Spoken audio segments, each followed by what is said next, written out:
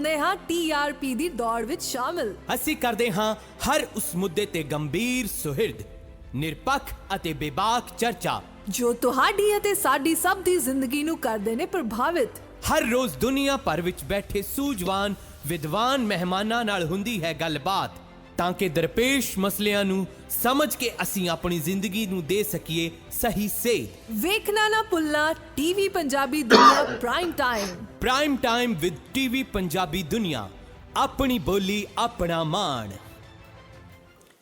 TV Punjabi ਦੁਨੀਆ ਨਾਲ ਜੁੜੇ ਸਾਰੇ ਦਰਸ਼ਕਾਂ ਦਾ ਕਰਦੇ ਹਾਂ ਸਵਾਗਤ। ਪ੍ਰਾਈਮ ਟਾਈਮ ਲੈ ਕੇ ਅਸੀਂ ਹਾਜ਼ਰ ਹੋ ਗਏ ਜੀ ਟੋਰਾਂਟੋ ਸਟੂਡੀਓ ਤੋਂ। ਮੈਂ ਹਰਜੀਤ ਸਿੰਘ ਗਿੱਲ ਤੇ ਮੇਰੇ ਨਾਲ ਕਾਫੀ ਦਿਨਾਂ ਤੋਂ ਬਾਅਦ ਅੱਜ ਸੁਸ਼ੀਲ ਦਸਾਂਝ ਦੁਬਾਰਾ ਜੁੜੇ ਨੇ ਚੰਡੀਗੜ੍ਹ ਸਟੂਡੀਓ ਤੋਂ। ਇੱਕ ਖਾਸ ਕੋਈ ਘਰੇਲੂ ਸਮੱਸਿਆ ਸੀ ਜਿਹਦਾ ਕਰਕੇ ਉਹ ਸਾਡੇ ਨਾਲ ਗੱਲਬਾਤ ਨਹੀਂ ਕਰ ਸਕੇ। ਵੈਸੇ ਤਾਂ ਸਾਡੇ ਸਾਰੇ ਦਰਸ਼ਕਾਂ ਨੂੰ ਉਹ ਪਤਾ ਚੱਲ ਹੀ ਗਿਆ, ਖਬਰਾਂ ਵੀ ਅਖਬਾਰਾਂ 'ਚ ਆ ਗਈਆਂ ਸੀ ਕਿ ਇੱਕ ਘਿਨੌਣੀ ਜੀ ਹਰਕਤ ਹੋਈ ਸੀ ਜਿਹਦੇ ਕਰਕੇ ਮੁਸ਼ਕਿਲ 'ਚ ਰਿਹਾ ਪਰਿਵਾਰ। ਤੇ ਦਸਾਂਝ ਸਾਹਿਬ ਉਸ ਨਾਲ ਜੂਝ ਰਹੇ ਸੀ ਪਿਛਲੇ ਇੱਕ ਹਫ਼ਤੇ ਤੋਂ। ਸੋ ਅੱਜ ਕਾਫੀ ਦਿਨਾਂ ਬਾਅਦ ਉਹ ਵਾਪਸ ਸਾਡੇ ਨਾਲ ਆਏ ਨੇ। ਕੁਝ ਗੱਲਾਂ ਬਾਤਾਂ ਉਹਨਾਂ ਨਾਲ ਕਰਦੇ ਹਾਂ। ਹਾਲਾਂ ਉਹਨਾਂ ਦਾ ਮਨ ਪਤਾ ਨਹੀਂ ਟਿਕਿਆ ਹੈ ਕਿ ਨਹੀਂ ਖਬਰਾਂ ਵਾਲੇ ਪਾਸੇ ਨੂੰ। ਫਿਰ ਵੀ ਦਸਾਂਝ ਸਾਹਿਬ ਤੁਹਾਡਾ ਸਵਾਗਤ ਕਰਦੇ ਹਾਂ ਜੀ। ਆਇਆਂ ਨੂੰ ਬਹੁਤ ਸ਼ੁਕਰੀਆ ਹਰਜੀਤ ਗਿੱਲ ਜੀ ਤੇ TV ਪੰਜਾਬੀ ਦੁਨੀਆ ਦੇ ਸਾਰੇ ਦਰਸ਼ਕਾਂ ਦਾ ਵੀ ਚੰਡੀਗੜ੍ਹ ਸਟੂਡੀਓ ਤੋਂ ਸੁਸ਼ੀਲ ਦਸਾਂਝ ਵੱਲੋਂ ਸਵਾਗਤ ਹੈ ਜੀ। ਪਿਆਰ ਭਰੀ ਸਤਿ ਸ੍ਰੀ ਅਕਾਲ, ਆਦਾਬ ਤੇ ਨਮਸਕਾਰ ਜੀ। ਹਰਜੀਤ ਗਿੱਲ ਜੀ। ਦਸਾਂਝ ਸਾਹਿਬ, ਸਭ ਤੋਂ ਪਹਿਲਾਂ ਖਬਰ ਤਾਂ ਸਰਸੇ ਵਾਲੇ ਸਾਧ ਦੀ ਕਰ ਲਈਏ। ਇੱਕ ਹੋਰ ਉਮਰ ਕੈਦ ਉਹਨੂੰ ਹੋਊਗੀ। ਮੈਨੂੰ ਲੱਗਦਾ ਕਿ ਹੁਣ ਉਹਨਾਂ ਦੀ ਉਮਰ ਭਰ ਜੇਲ੍ਹ ਵਿੱਚ ਰਹਿਣਾ ਯਕੀਨੀ ਹੈ। ਤੇ ਬਹੁਤ ਸਾਰੇ ਲੋਕਾਂ ਨੂੰ ਇਹ ਲੱਗਦਾ ਹੈ ਕਿ ਉਹ ਵਿਅਕਤੀ ਜਿਹੜਾ ਆ ਉਹਨੇ ਇੰਨੇ ਘਿਨੌਣੇ ਕੰਮ ਕੀਤੇ, ਉਹਨੂੰ ਜਿੰਦਾ ਰਹਿਣ ਦਾ ਅਧਿਕਾਰ ਹੀ ਨਹੀਂ। ਦੂਜੇ ਪਾਸੇ ਆਪਾਂ ਫਾਂਸੀ ਵਰਗੀ ਸਜ਼ਾ ਦਾ ਹਮੇਸ਼ਾ ਖੁਦ ਵੀ ਵਿਰੋਧ ਕਰਦੇ ਹਾਂ। ਤੇ ਫਾਂਸੀ ਤੋਂ ਵੱਡੀ ਸਜ਼ਾ ਹੁੰਦੀ ਆ ਜੇ ਸੱਚੀ ਮੁੱਚੀ ਉਹ ਸਾਰੀ ਉਮਰ ਮਰਨ ਤੱਕ ਜੇਲ੍ਹ 'ਚ ਅੱਡੀਆਂ ਘਸੀਟ ਕੇ ਮਰੇ ਵਿਅਕਤੀ। ਤੇ ਫਾਂਸੀ ਦੀ ਸਜ਼ਾ ਤੇ 2 ਪਲ ਦਾ ਦੁੱਖ ਹੁੰਦਾ। ਤੇ ਇਹ ਸਜ਼ਾ ਜਿਹੜੀ ਆ ਉਹਦੇ ਵਾਸਤੇ ਬਹੁਤ ਵੱਡੀ ਹੋਏਗੀ। ਤੇ ਉਹਦੇ ਘੱਟੋ ਘੱਟ ਪੈਰੋਕਾਰਾਂ ਨੂੰ ਤੇ ਇਹੋ ਜਿਹੇ ਹੋਰ ਸਾਧਾਂ ਨੂੰ ਵੀ ਕਿਤੇ ਨਾ ਕਿਤੇ ਚਾਨਣ ਹੋਏਗਾ ਕਿ ਅੱਜ ਨਹੀਂ ਤੇ ਕੱਲ੍ਹ ਉਹਨਾਂ ਦੇ ਜਿਹੜੇ ਕੁਕਰਮ ਹੈ ਉਹ ਸਾਹਮਣੇ ਆ ਹੀ ਜਾਂਦੇ। ਬਿਲਕੁਲ, ਇਹ ਜਿਹੜਾ ਮਾਮਲਾ ਗੁਰਮੀਤ ਰਾਮ ਰਹੀਮ ਵਾਲਾ, ਇਹਦਾ ਇੱਕ ਮਾਮਲਾ ਰਣਜੀਤ ਸਿੰਘ ਕਤਲਕਾਂਡ ਦੇ ਵਿੱਚ ਉਮਰ ਕੈਦ ਤੇ ਨਾਲ 4 ਹੋਰ ਜਿਹੜੇ ਉਹਦੇ ਚੇਲੇ ਬਾਲ ਕੇ ਆ ਉਹਨਾਂ ਨੂੰ ਵੀ ਉਮਰ ਕੈਦ ਹੈ। ਇਸ ਤੋਂ ਬਿਨਾਂ ਵੀ 2 ਵੱਖੋ-ਵੱਖ ਮਾਮਲਿਆਂ ਦੇ ਵਿੱਚ ਵੀ ਇੱਕ 'ਚ ਉਮਰ ਕੈਦ, ਜਿਹੜਾ ਪੱਤਰਕਾਰ ਛਤਰਪਤੀ ਕਤਲਕਾਂਡ ਦੇ ਵਿੱਚ ਜਿਹੜਾ 2 ਸਾਧਵੀਆਂ ਨਾਲ ਯੌਨ ਸ਼ੋਸ਼ਣ ਵਾਲਾ ਮਾਮਲਾ, ਉਹ 'ਚ 10-10 ਸਾਲ ਕੈਦ, ਉਹ ਪਹਿਲੇ ਉਹਨੂੰ ਸਜ਼ਾਵਾਂ ਹੋ ਚੁੱਕੀਆਂ। ਤੇ ਹੁਣ ਇਹ ਪੱਕਾ ਹੋ ਗਿਆ ਜਿੱਦਾਂ ਤੁਸੀਂ ਜ਼ਿਕਰ ਕੀਤਾ ਕਿ ਉਹ ਤਾ ਉਮਰ ਜਿਹੜਾ ਆ ਜੇਲ੍ਹ 'ਚ ਰਹੇਗਾ। ਭਾਵੇਂ ਪਿਛਲੇ ਦਿਨਾਂ 'ਚ ਅਸੀਂ ਦੇਖਿਆ ਕਿ ਕਿਵੇਂ ਇਸ ਬੰਦੇ ਨੂੰ ਬਚਾਉਣ ਦੀ ਕੋਸ਼ਿਸ਼ ਹੁੰਦੀ ਰਹੀ, ਬਾਰ-ਬਾਰ ਪੇਰੋਲ ਤੇ ਜਿਹੜਾ ਇਹਨੂੰ ਭੇਜਿਆ ਜਾਂਦਾ ਰਿਹਾ, ਜਾਂ ਕੋਈ ਨਾ ਕੋਈ ਮੈਡੀਕਲੀ ਮਾਤਾ ਦੀ ਬਿਮਾਰੀ ਦਾ ਬਹਾਨਾ ਲਾ ਕੇ ਜਾਂ ਇਹਦੀ ਖੁਦ ਦੀ ਬਿਮਾਰੀ ਦਾ ਬਹਾਨਾ ਲਾ ਕੇ ਇਹਨੂੰ ਬਾਹਰਲੀ ਹਵਾ ਖਵਾਈ ਜਾਂਦੀ ਰਹੀ। ਪਰ ਅਲਟੀਮੇਟਲੀ ਅਸੀਂ ਹੁਣ ਦੇਖਿਆ ਕਿ ਅਦਾਲਤ ਨੇ ਬਿਲਕੁਲ ਸਾਫ਼ ਤੌਰ ਦੇ ਉੱਤੇ ਉਹਦਾ ਪੱਕਾ ਪ੍ਰਬੰਧ ਕਰ ਦਿੱਤਾ ਹੈ ਕਿ ਹੁਣ ਫਿਊਚਰ ਦੇ ਵਿੱਚ ਬਾਹਰਲੀ ਹਵਾ ਸ਼ਾਇਦ ਹੀ ਖਾ ਸਕੇ। ਉਹ ਵੱਖਰੀ ਗੱਲ ਹੈ ਕਿ ਸਿਆਸੀ ਤੌਰ ਦੇ ਉੱਤੇ ਕੁਝ ਧਿਰਾਂ ਜਿਹੜੀਆਂ ਹਕੂਮਤ 'ਚ ਰਹਿੰਦੀਆਂ ਨੇ ਤੇ ਫਿਰ ਬਕਾਇਦਾ ਆਪਣੀ ਹਕੂਮਤ ਨੂੰ ਕੰਟੀਨਿਊ ਕਰਨ ਦੀ ਕੋਸ਼ਿਸ਼ ਦੇ ਤੌਰ ਤੇ ਏਦਾਂ ਦੇ ਜਿਹੜੇ ਲੋਕ ਹੈ ਉਹਨਾਂ ਨੂੰ ਗਾਹੇ ਵਗਾਹੇ ਵਰਤਦੀਆਂ ਨੇ ਤੇ ਫਿਰ ਟੈਂਪਰੇਰੀ ਸਹੀ ਕੁਝ ਰਾਹਤ ਵੀ ਦਵਾਉਂਦੀਆਂ ਨੇ। ਪਰ ਹੁਣ ਆ ਨਵੇਂ ਫੈਸਲੇ ਦੇ ਮੁਤਾਬਕ ਤਾਉਮਰ ਹੀ ਇੱਕ ਕਿਸਮ ਦੀ ਇਹ ਕੈਦ ਹੈ, ਉਮਰ ਕੈਦ ਕਿਹਾ ਜਾ ਰਿਹਾ। ਤੇ ਪਰ ਮੈਨੂੰ ਲੱਗਦਾ ਹੈ ਕਿ ਮੌਤ ਤੱਕ ਇਹ ਬੰਦਾ ਹੁਣ ਸਲਾਖਾਂ ਦੇ ਪਿੱਛੇ ਰਹੇਗਾ। ਤੇ ਜਿਹੜੀ ਗੱਲ ਤੁਸੀਂ ਕਹੀ ਹੈ ਉਹ ਬੜੀ ਇੰਪਾਰਟੈਂਟ ਹੈ, ਕਿਉਂਕਿ ਜਿਹੜੀ ਫਾਂਸੀ ਦੀ ਸਜ਼ਾ ਹੈ ਜਾਂ ਮੌਤ ਦੀ ਸਜ਼ਾ ਉਹ ਤਾਂ ਪਲ ਦੋ ਪਲ ਦੀ ਗੱਲ ਹੈ। ਤੇ ਪਰ ਜਿਹੜੀ ਆਖਰੀ ਸਾਹ ਤੱਕ ਜਿਹੜਾ ਅੰਦਰ ਰਹਿਣਾ, ਜੇਲ੍ਹ ਦੇ ਅੰਦਰ ਰਹਿਣਾ, ਉਹ ਸ਼ਾਇਦ ਵੱਡੀ ਸਜ਼ਾ ਹੁੰਦੀ, ਅਸੀਂ ਇਹੀ ਸਮਝਦੇ ਹਾਂ। ਤੇ ਉਹ ਸਜ਼ਾ ਹੁਣ ਭੁਗਤੇਗਾ। ਪਰ ਇਸ ਤਰ੍ਹਾਂ ਦੇ ਵਿਅਕਤੀ ਦੇ ਮਨ ਦੇ ਉੱਤੇ ਕੋਈ ਭਾਰ ਹੁੰਦਾ ਵੀ ਹੈ ਜਾਂ ਨਹੀਂ ਹੁੰਦਾ, ਇਹ ਕਿਹਾ ਨਹੀਂ ਜਾ ਸਕਦਾ। ਕੁਝ ਸੰਵੇਦਨਸ਼ੀਲ ਬੰਦੇ ਹੁੰਦੇ ਆ, ਗੁਨਾਹ ਕਰ ਜਾਂਦੇ ਆ ਤੇ ਗੁਨਾਹ ਤੋਂ ਬਾਅਦ ਉਹਨਾਂ ਦੇ ਮਨ ਤੇ ਇੱਕ ਭਾਰ ਰਹਿੰਦਾ ਹੈ। ਉਸ ਭਾਰ ਦੇ ਥੱਲੇ ਦੱਬੇ ਹੋਏ ਉਹ ਛਟਪਟਾਉਂਦੇ ਨੇ, ਸਾਰੀ ਉਮਰ ਇਸ ਅਵਸਥਾ 'ਚ ਰਹਿੰਦੇ ਨੇ। ਪਰ ਇਸ ਬੰਦੇ ਦੇ ਅੰਦਰ ਕੋਈ ਸੰਵੇਦਨਾ ਨਾਂ ਦੀ ਚੀਜ਼ ਹੈ, ਇਹ ਲੱਗਦਾ ਨਹੀਂ ਹੈ। ਬਾਕੀ ਠੀਕ ਹੈ, ਕਾਨੂੰਨ ਨੇ ਆਪਣਾ ਕੰਮ ਕੀਤਾ ਹੈ ਤੇ ਗੁਰਮੀਤ ਰਾਮ ਰਹੀਮ ਨੂੰ ਜਿਹੜੀ ਇਹ ਸਜ਼ਾ ਮਿਲੀ ਹੈ, ਇਸ ਸਜ਼ਾ ਦੇ ਮਿਲਣ ਦੇ ਨਾਲ ਘੱਟੋ ਘੱਟ ਇਸ ਕਿਸਮ ਦੇ ਜਿਹੜੇ ਲੋਕ ਹੈ ਜਾਂ ਫਿਊਚਰ ਦੇ ਵਿੱਚ ਇਸ ਪਾਸੇ ਵੱਲ ਨੂੰ ਵਧਣ ਦੀਆਂ ਜਿਨ੍ਹਾਂ ਦੀਆਂ ਸੰਭਾਵਨਾਵਾਂ ਹੈ, ਉਹਨਾਂ ਦੇ ਮਨ ਦੇ ਵਿੱਚ ਇੱਕ ਡਰ ਜਾਂ ਭੈ ਤਾਂ ਲਾਜ਼ਮੀ ਤੌਰ ਤੇ ਸੰਚਾਰਿਤ ਹੋਇਆ ਹੋਏਗਾ। ਤੇ ਦੂਜੀ ਗੱਲ, ਅਦਾਲਤਾਂ ਦੇ ਉੱਤੇ ਵੀ ਇੱਕ ਯਕੀਨ ਫਿਰ ਤੋਂ ਵੱਧਦਾ ਜਦੋਂ ਇਸ ਤਰ੍ਹਾਂ ਦੇ ਫੈਸਲੇ ਅਦਾਲਤਾਂ ਵੱਲੋਂ ਦਿੱਤੇ ਜਾਂਦੇ ਨੇ ਜਾਂ ਕੀਤੇ ਜਾਂਦੇ ਨੇ, ਕਿਉਂਕਿ ਕੁਝ ਸਮੇਂ ਤੋਂ ਅਸੀਂ ਦੇਖ ਰਹੇ ਹਾਂ ਕਿ ਅਦਾਲਤਾਂ ਦੇ ਫੈਸਲੇ ਵੀ ਅਸਰਅੰਦਾਜ਼ ਹੁੰਦੇ ਦੇਖੇ ਗਏ ਨੇ। ਤੇ ਪਰ ਐਡਾ ਤਾਕਤਵਰ ਵਿਅਕਤੀ ਜਿਹਦਾ ਸੱਤਾ ਦੇ ਅਦਾਰਿਆਂ ਦੇ ਵਿੱਚ ਵੀ ਜਿਹਦੀ ਧਾਕ ਰਹੀ ਹੋਵੇ, ਉਸ ਦਾ ਆਖਰਕਾਰ ਇਸ ਤਰ੍ਹਾਂ ਸ਼ਿਕੰਜੇ ਚ ਆਉਣਾ ਤੇ ਫਿਰ ਉਹਨੂੰ ਸਜ਼ਾ ਦਰ ਸਜ਼ਾ ਸੁਣਾਇਆ ਜਾਣਾ, ਇਹ ਅਦਾਲਤਾਂ ਪ੍ਰਤੀ ਵੀ ਇੱਕ ਵਾਰ ਯਕੀਨ ਜਿਹੜਾ ਆ ਉਹ ਪੱਕਾ ਕਰਦਾ ਹੈ। ਜੀ, ਮੈਨੂੰ ਲੱਗਦਾ ਦਸਾਂਝ ਸਾਹਿਬ ਜਿਹੜੇ ਹੋਰ ਵੀ ਕਈ ਕੇਸ ਪੈਂਡਿੰਗ ਨੇ, ਜਿਹੜੇ ਆਪਣੇ ਉਹਦੇ ਚੇਲੇ ਸੀ ਉਹਨਾਂ ਨੂੰ ਜ਼ਬਰਦਸਤੀ ਉਹਨਾਂ ਦੇ ਆਪਰੇਸ਼ਨ ਕਰਨ ਵਾਲਾ ਕੇਸ ਵੀ ਅਜੇ ਮੇਰੇ ਖਿਆਲ ਪੈਂਡਿੰਗ ਆ। ਉਹ ਕਿਹਾ ਜਾਂਦਾ ਹੈ ਕਿ 100 ਤੋਂ ਵੱਧ ਲੋਕਾਂ ਨੂੰ ਉਹਨੇ ਨਮਰਦ ਬਣਾ ਦਿੱਤਾ ਸੀਗਾ ਉਹਨਾਂ ਦੇ ਜਬਰੀ ਆਪਰੇਸ਼ਨ ਕਰਕੇ। ਉਹ ਵੀ ਇੱਕ ਗੈਰ ਮਨੁੱਖੀ ਕਾਰਾ ਸੀਗਾ ਉਹਦਾ। ਤੇ ਇਸ ਤੋਂ ਇਲਾਵਾ ਅਜੇ ਪਤਾ ਨਹੀਂ ਕਿੰਨੇ ਇੱਕ ਪਰਦੇ ਪਿੱਛੇ ਹੋਰ ਐਸੇ ਕੇਸ ਹੋਣਗੇ ਜਿਹੜੇ ਛੁਪੇ ਹੋਏ ਆ। ਹੌਲੀ ਹੌਲੀ ਉਹਦੀਆਂ ਪਰਤਾਂ ਖੁੱਲਣਗੀਆਂ ਤੇ ਉਹ ਵਿਅਕਤੀ ਦਾ ਜਿਹੜਾ ਚਿਹਰਾ, ਹੋਰ ਜਿਹੜਾ ਉਹਦਾ ਕਰੂਪ ਚਿਹਰਾ ਉਹ ਸਾਡੇ ਸਾਹਮਣੇ ਆਏਗਾ। ਪਰ ਦੂਜਾ ਪੱਖ ਜਿਹੜਾ ਉਹ ਆ ਕਿ ਜਿਹੜੀ ਧਾਰਮਿਕ ਅੰਧ ਵਿਸ਼ਵਾਸ ਹੈ, ਜਿਹੜੇ ਵਿਅਕਤੀ ਉਹਨਾਂ ਦੇ ਵਿੱਚ ਡੇਰੇ ਦੇ ਵਿੱਚ ਜਾਂਦੇ ਰਹੇ ਆ ਜਾਂ ਵਿਸ਼ਵਾਸ ਉਹਨਾਂ ਦਾ, ਉਹਨਾਂ 'ਚੋਂ ਜ਼ਿਆਦਾਤਰ ਲੋਕ ਅਜੇ ਵੀ ਕਿਤੇ ਨਾ ਕਿਤੇ ਉਹ ਡੇਰੇ ਨਾਲ ਉਹਨਾਂ ਦੀ ਆਸਥਾ ਜੁੜੀ ਹੋਈ ਆ। ਇੰਨਾ ਕੁਝ ਵਰਤ ਹੋਣ ਜਾਣ ਤੋਂ ਬਾਅਦ ਵੀ ਉਹਨਾਂ ਦੀਆਂ ਅੱਖਾਂ ਤੇ ਪਿਆ ਪਰਦਾ ਜਾਂ ਧਾਰਮਿਕਤਾ ਦੀ ਪੱਟੀ ਜਿਹੜੀ ਆ ਉਹ ਕਿਉਂ ਨਹੀਂ ਖੁੱਲ ਰਹੀ? ਦੇਖੋ, ਜਿਹੜੀ ਆਸਥਾ ਹੈ ਨਾ ਜੀ, ਜਿੱਥੇ ਆਸਥਾ ਉੱਥੇ ਤਰਕ ਜਿਹੜਾ ਆ ਉਹ ਖਤਮ ਹੋ ਜਾਂਦਾ ਹੈ, ਤੇ ਜਿੱਥੇ ਤਰਕ ਜਿੱਤਦਾ ਉੱਥੇ ਆਸਥਾ ਖਤਮ ਹੋ ਜਾਂਦੀ ਹੈ। ਸੋ ਇਸ ਕਰਕੇ ਜਿਹੜੇ ਲੋਕ ਜਿਹੜੇ ਆਸਥਾਵਾਨ ਹੁੰਦੇ ਨੇ, ਤੇ ਮੈਨੂੰ ਯਾਦ ਆਉਂਦਾ ਹੈ ਥੋੜਾ ਕਰੜਾ ਸ਼ੇਰ ਹੈ, ਕਮਲ ਦੇ ਪਾਲ ਅਮਰੀਕਾ 'ਚ ਰਹਿੰਦੇ ਨੇ, ਸਾਡੇ ਪੰਜਾਬੀ ਦੇ ਪੋਇਟ ਬੜੇ ਅੱਛੇ। ਕਿਸੇ ਵੇਲੇ ਇੱਥੇ ਦੁਆਬੇ 'ਚ ਬਹੁਤ ਸਾਰੇ ਕਵੀ ਦਰਬਾਰਾਂ 'ਚ ਮੈਂ ਉਹਨਾਂ ਨਾਲ ਗਿਆ, ਉਹਨਾਂ ਦਾ ਇੱਕ ਸ਼ੇਰ ਮੈਨੂੰ ਕਦੇ ਨਹੀਂ ਭੁੱਲਦਾ। ਉਹ ਸ਼ੇਰ ਕੀ ਆ, ਮਤਲਾ ਹੀ ਆ, ਮਤਲਬ ਗਜ਼ਲ ਦਾ ਸ਼ੁਰੂਆਤੀ ਜਿਹੜਾ ਸ਼ੇਰ ਹੁੰਦਾ ਉਹਨੂੰ ਮਤਲਾ ਕਿਹਾ ਜਾਂਦਾ।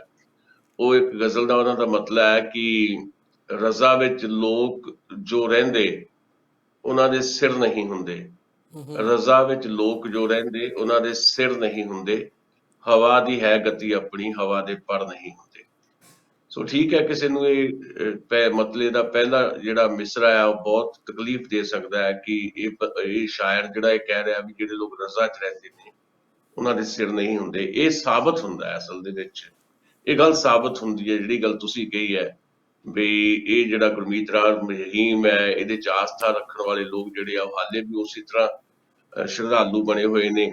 ਉਹ ਅੰਨੇ ਸ਼ਰਧਾਲੂ ਨੇ ਜਾਂ ਅੰਧ ਭਗਤੀ ਜਿਹਨੂੰ ਅਸੀਂ ਕਹਿੰਦੇ ਉਹ ਹੈ। ਉਹ ਲੋਕ ਹੈ ਜਿਹੜੇ ਹਮੇਸ਼ਾ ਹੀ ਰਜ਼ਾ 'ਚ ਰਹਿਣਾ ਚਾਹੁੰਦੇ ਆ, ਜਿਹੜੇ ਤਰਕ ਦੀ ਗੱਲ ਨਹੀਂ ਸੁਣਦੇ, ਦਲੀਲ ਨਹੀਂ ਜਿਨ੍ਹਾਂ ਦੇ ਕੋਲ ਕੋਈ ਵੀ, ਸਿਰਫ ਸਿਰ ਹਿਲਾਉਂਦੇ ਆ, ਉਹ ਸਿਰ ਜਿਸ ਸਿਰ ਦੇ ਵਿੱਚ ਉਹਨਾਂ ਦੇ ਕੁਝ ਨਹੀਂ ਹੈ।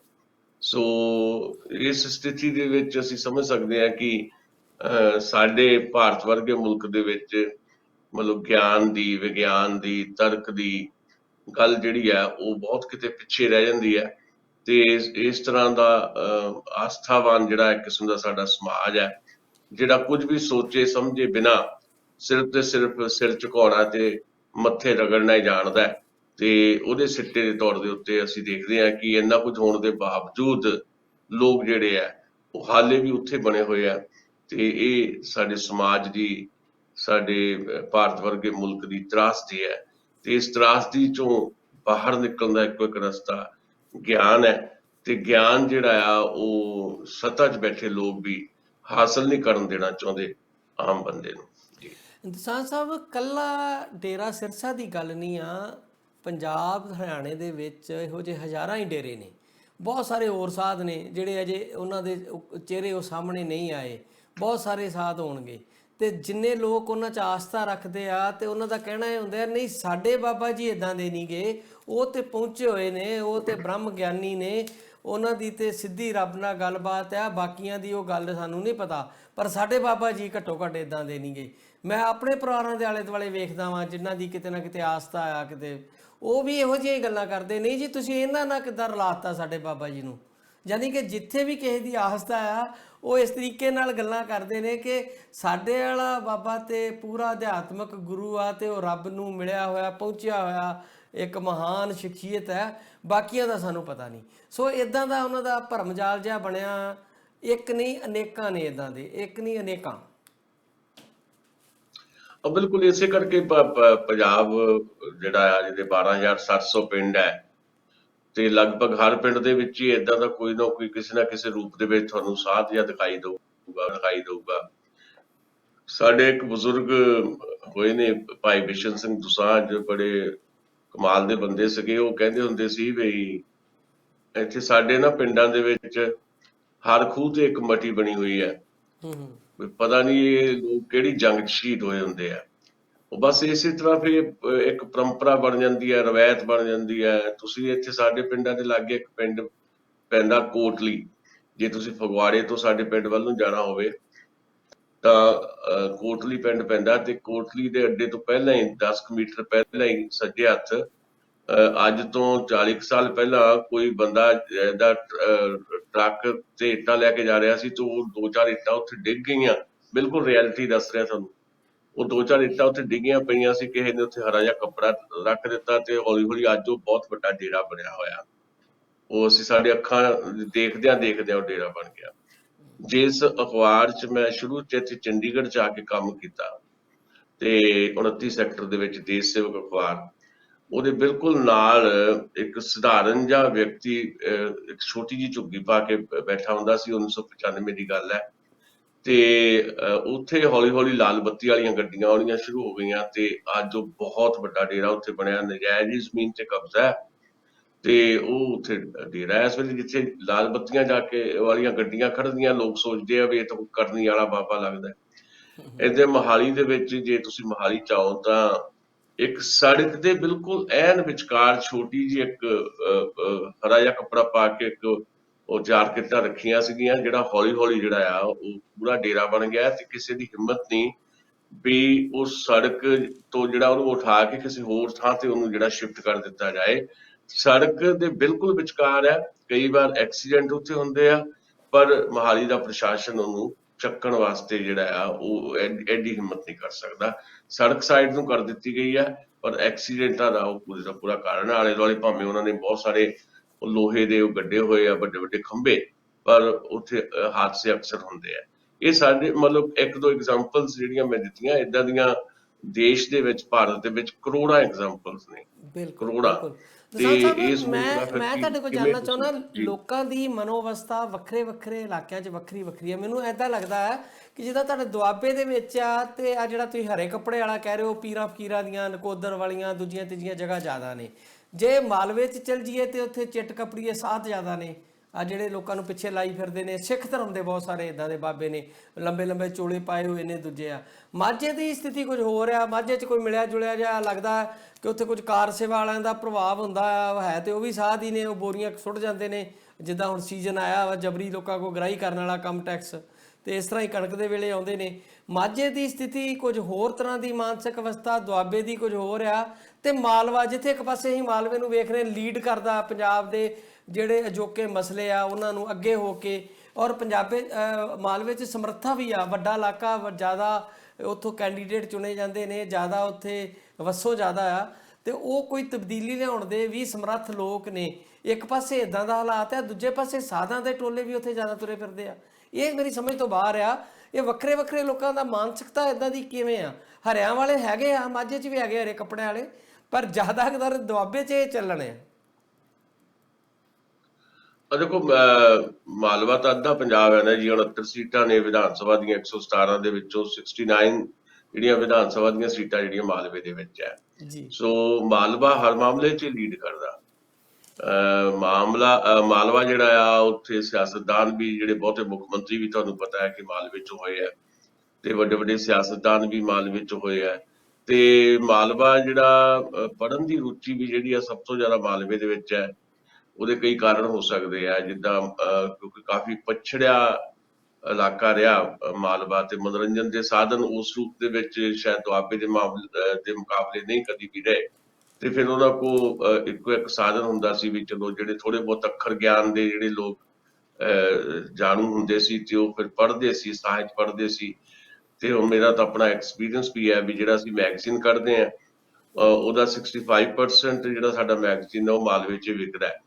ਤੇ ਪਰ ਮਾਲਵੇ ਦੇ ਵਿੱਚ ਹੀ ਇਸ ਤਰ੍ਹਾਂ ਦਾ ਵੀ ਹੈ ਸਾਰਾ ਕੁਝ। ਉਹਦਾ ਕਾਰਨ ਹੈ ਕਿ ਬਹੁਤ ਸਾਰੇ ਲੋਕ ਜਿਹੜੇ ਆ ਉਹ ਅਨਪੜ੍ਹ ਵੀ ਆ, ਉੱਥੇ ਪਛੜਿਆ ਹੋਇਆ ਇਲਾਕਾ ਹੋਣ ਕਰਕੇ, ਤੇ ਫਿਰ ਉਹ ਇਸ ਪਾਸੇ ਵੱਲ ਨੂੰ ਤੁਰ ਪੈਂਦੇ ਆ। ਬੜੇ ਇਹਦੇ ਤੇ ਬਹੁਤ ਕੰਮ ਹੋਣ ਵਾਲਾ ਹੈ, ਕੀਤਾ ਵੀ ਹੋਏਗਾ ਬਹੁਤ ਸਾਰੇ ਦੋਸਤਾਂ ਨੇ ਵੀ ਕਿਹੜੇ ਕਿਹੜੇ ਕਾਰਨ ਹੈ ਸਮਾਜਿਕ, ਆਰਥਿਕ, ਰਾਜਨੀਤਿਕ, ਕਿਹੜੇ ਕਿਹੜੇ ਕਾਰਨ ਹੈ ਕਿ ਵੱਖ-ਵੱਖ ਜਿਹੜੇ ਮਾਮਲੇ ਆ ਉਹਨਾਂ 'ਚ ਮਾਲਵਾ ਜਿਹੜਾ ਬਿਲਕੁਲ ਵੱਖਰਾ ਰਿਐਕਟ ਕਰਦਾ ਹੈ ਬਾਕੀ ਪੰਜਾਬ ਨਾਲੋਂ, ਮਾਝੇ ਨਾਲੋਂ ਤੇ ਦੁਆਬੇ ਨਾਲੋਂ। ਹਰੇ ਕੱਪੜਿਆਂ ਵਾਲਾ ਦੁਆਬੇ 'ਚ ਜ਼ਿਆਦਾ ਹੋਣ ਦਾ ਕੋਈ ਕਾਰਨ ਹੋ ਸਕਦਾ ਹੈ ਕਿ ਸਾਡੇ ਪਿੰਡਾਂ ਦੇ ਵਿੱਚ ਜਿਹੜਾ ਟਾਵੇਂ ਪਿੰਡਾਂ ਦੇ ਵਿੱਚ ਕੁਝ ਨਾ ਕੁਝ ਆਬਾਦੀ ਜਿਹੜੀ ਹੈ ਜ਼ਰੂਰ ਮੁਸਲਿਮ ਭਾਈਚਾਰੇ ਦੀ ਰਹੀ ਹੈ 1947 ਤੋਂ ਪਹਿਲਾਂ, ਜਦਕਿ ਸਭ ਤੋਂ ਜ਼ਿਆਦਾ ਮੁਸਲਿਮ ਆਬਾਦੀ ਤਾਂ ਮਲੇਰਕੋਟਲੇ ਦੀ ਹੈ। ਪਰ ਵੱਖ-ਵੱਖ ਪਿੰਡਾਂ ਦੇ ਵਿੱਚ ਕੁਝ ਪਰਿਵਾਰਾਂ ਦਾ, ਮੁਸਲਿਮ ਪਰਿਵਾਰਾਂ ਦਾ ਇੱਥੇ ਹੋਣਾ ਜਿਹੜਾ ਹੈ ਸ਼ਾਇਦ ਇਹਨਾਂ ਦਾ ਕਾਰਨ ਹੋ ਸਕਦਾ ਹੈ। ਤੇ ਤੁਹਾਡਾ ਜਿਹੜਾ ਮਾਝਾ ਆ ਉਹਦੇ 'ਚ ਤਾਂ ਤੁਹਾਨੂੰ ਪਤਾ ਹੀ ਹੈ ਕਿ ਉੱਥੇ ਧੁਰਾ ਮੰਨਿਆ ਗਿਆ, ਸਿੱਖੀ ਦਾ ਧੁਰਾ ਮੰਨਿਆ ਗਿਆ, ਤੇ ਉਹਦੇ ਵੱਖਰੇ ਵੱਖਰੇ ਰੂਪ ਜਿਹੜੇ ਅਸੀਂ ਦੇਖ ਰਹੇ ਹਾਂ। ਬਾਕੀ ਇਹ ਕਾਫੀ ਜਿਹੜਾ ਡਿਬੇਟੇਬਲ ਇਸ਼ੂ ਹੈ ਵੀ ਇਹਦੇ ਸਮਾਜਿਕ, ਆਰਥਿਕ ਤੇ ਰਾਜਨੀਤਿਕ ਕਾਰਨ ਕੀ ਹੈ ਕਿ ਇਹ ਵੱਖਰਾ ਵੱਖਰਾ ਜਿਹੜਾ ਇੱਕ ਰੂਪ ਦੇਖ ਰਿਹਾ। ਵੈਸੇ ਤਾਂ ਮਾਝਾ, ਦੁਆਬਾ ਤੇ ਮਾਲਵਾ ਇਹ ਹਰ ਮਾਮਲੇ 'ਚ ਬਿਲਕੁਲ ਥੋੜੇ ਅਲੱਗ-ਅਲੱਗ ਦਿਖਾਈ ਦਿੰਦੇ ਇੱਕ ਦੂਜੇ ਤੋਂ। ਕੁਝ ਚੀਜ਼ਾਂ ਬਹੁਤ ਬਿਲਕੁਲ ਠੀਕ ਹੈ, ਕਾਮਨ ਹੈ, ਕੁਝ ਚੀਜ਼ਾਂ ਬਿਲਕੁਲ ਵੱਖੋ ਵੱਖਰੀਆਂ। ਬੋਲੀ ਦਾ ਵੀ ਫਰਕ ਹੈ, 10 ਕੋਹ ਦੇ ਉੱਤੇ ਕਹਿੰਦੇ ਬੋਲੀ ਬਦਲ ਜਾਂਦੀ ਹੈ। ਮਾਝੇ ਵਾਲੇ ਦੂਰੋਂ ਪਛਾਣੇ ਜਾਂਦੇ ਆ ਵੀ ਹਾਂ ਵੀ ਇਹ ਮਾਝੇ ਵਾਲੇ ਆ, ਦੁਆਬੇ ਵਾਲੇ ਦੀ ਬੋਲੀ ਹੋਰ ਹੈ, ਮਾਲਵੇ ਦੀ ਹੋਰ ਹੈ। ਸੋ ਇਹ ਸਾਰੀਆਂ ਚੀਜ਼ਾਂ ਨੇ, ਖਿੱਤੇ ਦੇ ਮੁਤਾਬਕ ਹੀ ਬਹੁਤ ਕੁਝ ਚੀਜ਼ਾਂ ਵਾਪਰਦੀਆਂ। ਇਹੀ ਕੁਝ ਅਸੀਂ ਇਹਨਾਂ ਤਿੰਨਾਂ ਥਾਵਾਂ ਤੇ ਦੇਖਦੇ ਹਾਂ ਜੀ। ਦਸਾਂਝ ਸਾਹਿਬ, ਪਿਛਲੇ ਪਹਿਲਾਂ ਤੇ ਆਪਾਂ ਕਰ ਲਈਏ ਜਿਹੜਾ ਅੱਜ ਰੇਲ ਰੋਕੋ ਅੰਦੋਲਨ ਚੱਲ ਸੀ ਹੋਇਆ ਸੀਗਾ, ਇਹ ਕਿੰਨਾ ਕੁ ਕਾਮਯਾਬ ਰਿਹਾ ਤੇ ਕਿਸ ਤਰ੍ਹਾਂ ਦੀਆਂ ਇਹਦੀਆਂ ਰਿਪੋਰਟਾਂ ਜਿਹੜੀਆਂ ਤੁਹਾਡੇ ਤੱਕ ਪਹੁੰਚੀਆਂ ਨੇ? ਸਰਕਾਰੀ ਪੱਧਰ ਤੇ ਕਿਹਾ ਜਾ ਰਿਹਾ ਕਿ ਕੁੱਲ ਮਿਲਾ ਕੇ 50 ਰੇਲਾਂ ਪ੍ਰਭਾਵਿਤ ਹੋਈਆਂ, ਉਹ ਵੀ ਅੰਬਾਲਾ ਵਾਲਾ ਰੇਲਵੇ ਟਰੈਕ ਤੇ ਹਿਸਾਰ ਵਾਲਾ ਰੇਲਵੇ ਟਰੈਕ, ਯਾਨੀ ਕਿ ਪੰਜਾਬ ਨੂੰ ਜਾਣ ਵਾਲੀਆਂ ਟ੍ਰੇਨਾਂ ਜਾਂ ਹਰਿਆਣਾ ਵਾਲਾ ਏਰੀਆ ਜਿਹੜਾ ਖਾਸ ਕਰਕੇ ਉਹ ਅਫੈਕਟਡ ਹੋਇਆ। ਬਾਕੀ ਥਾਵਾਂ ਤੇ ਕੋਈ ਖਾਸ ਉਹਨਾਂ ਕਿਹਾ ਕਿ ਉਹਦਾ ਅਸਰ ਨਹੀਂ ਹੋਇਆ। ਤੇ ਤੁਹਾਨੂੰ ਕਿਸ ਤਰ੍ਹਾਂ ਦੀਆਂ ਰਿਪੋਰਟਾਂ ਮਿਲ ਰਹੀਆਂ ਨੇ ਕਿ ਸਰਕਾਰੀ ਦਾਅਵੇ ਗਲਤ ਨੇ ਜਾਂ ਸੱਚੀ ਮੁੱਚੀ ਸਾਰੇ ਭਾਰਤ ਵਿੱਚ ਹੀ ਕਿਤੇ ਨਾ ਕਿਤੇ ਇਹ ਅਸਰ ਜਿਹੜਾ ਹੋ ਰਿਹਾ ਜੀ?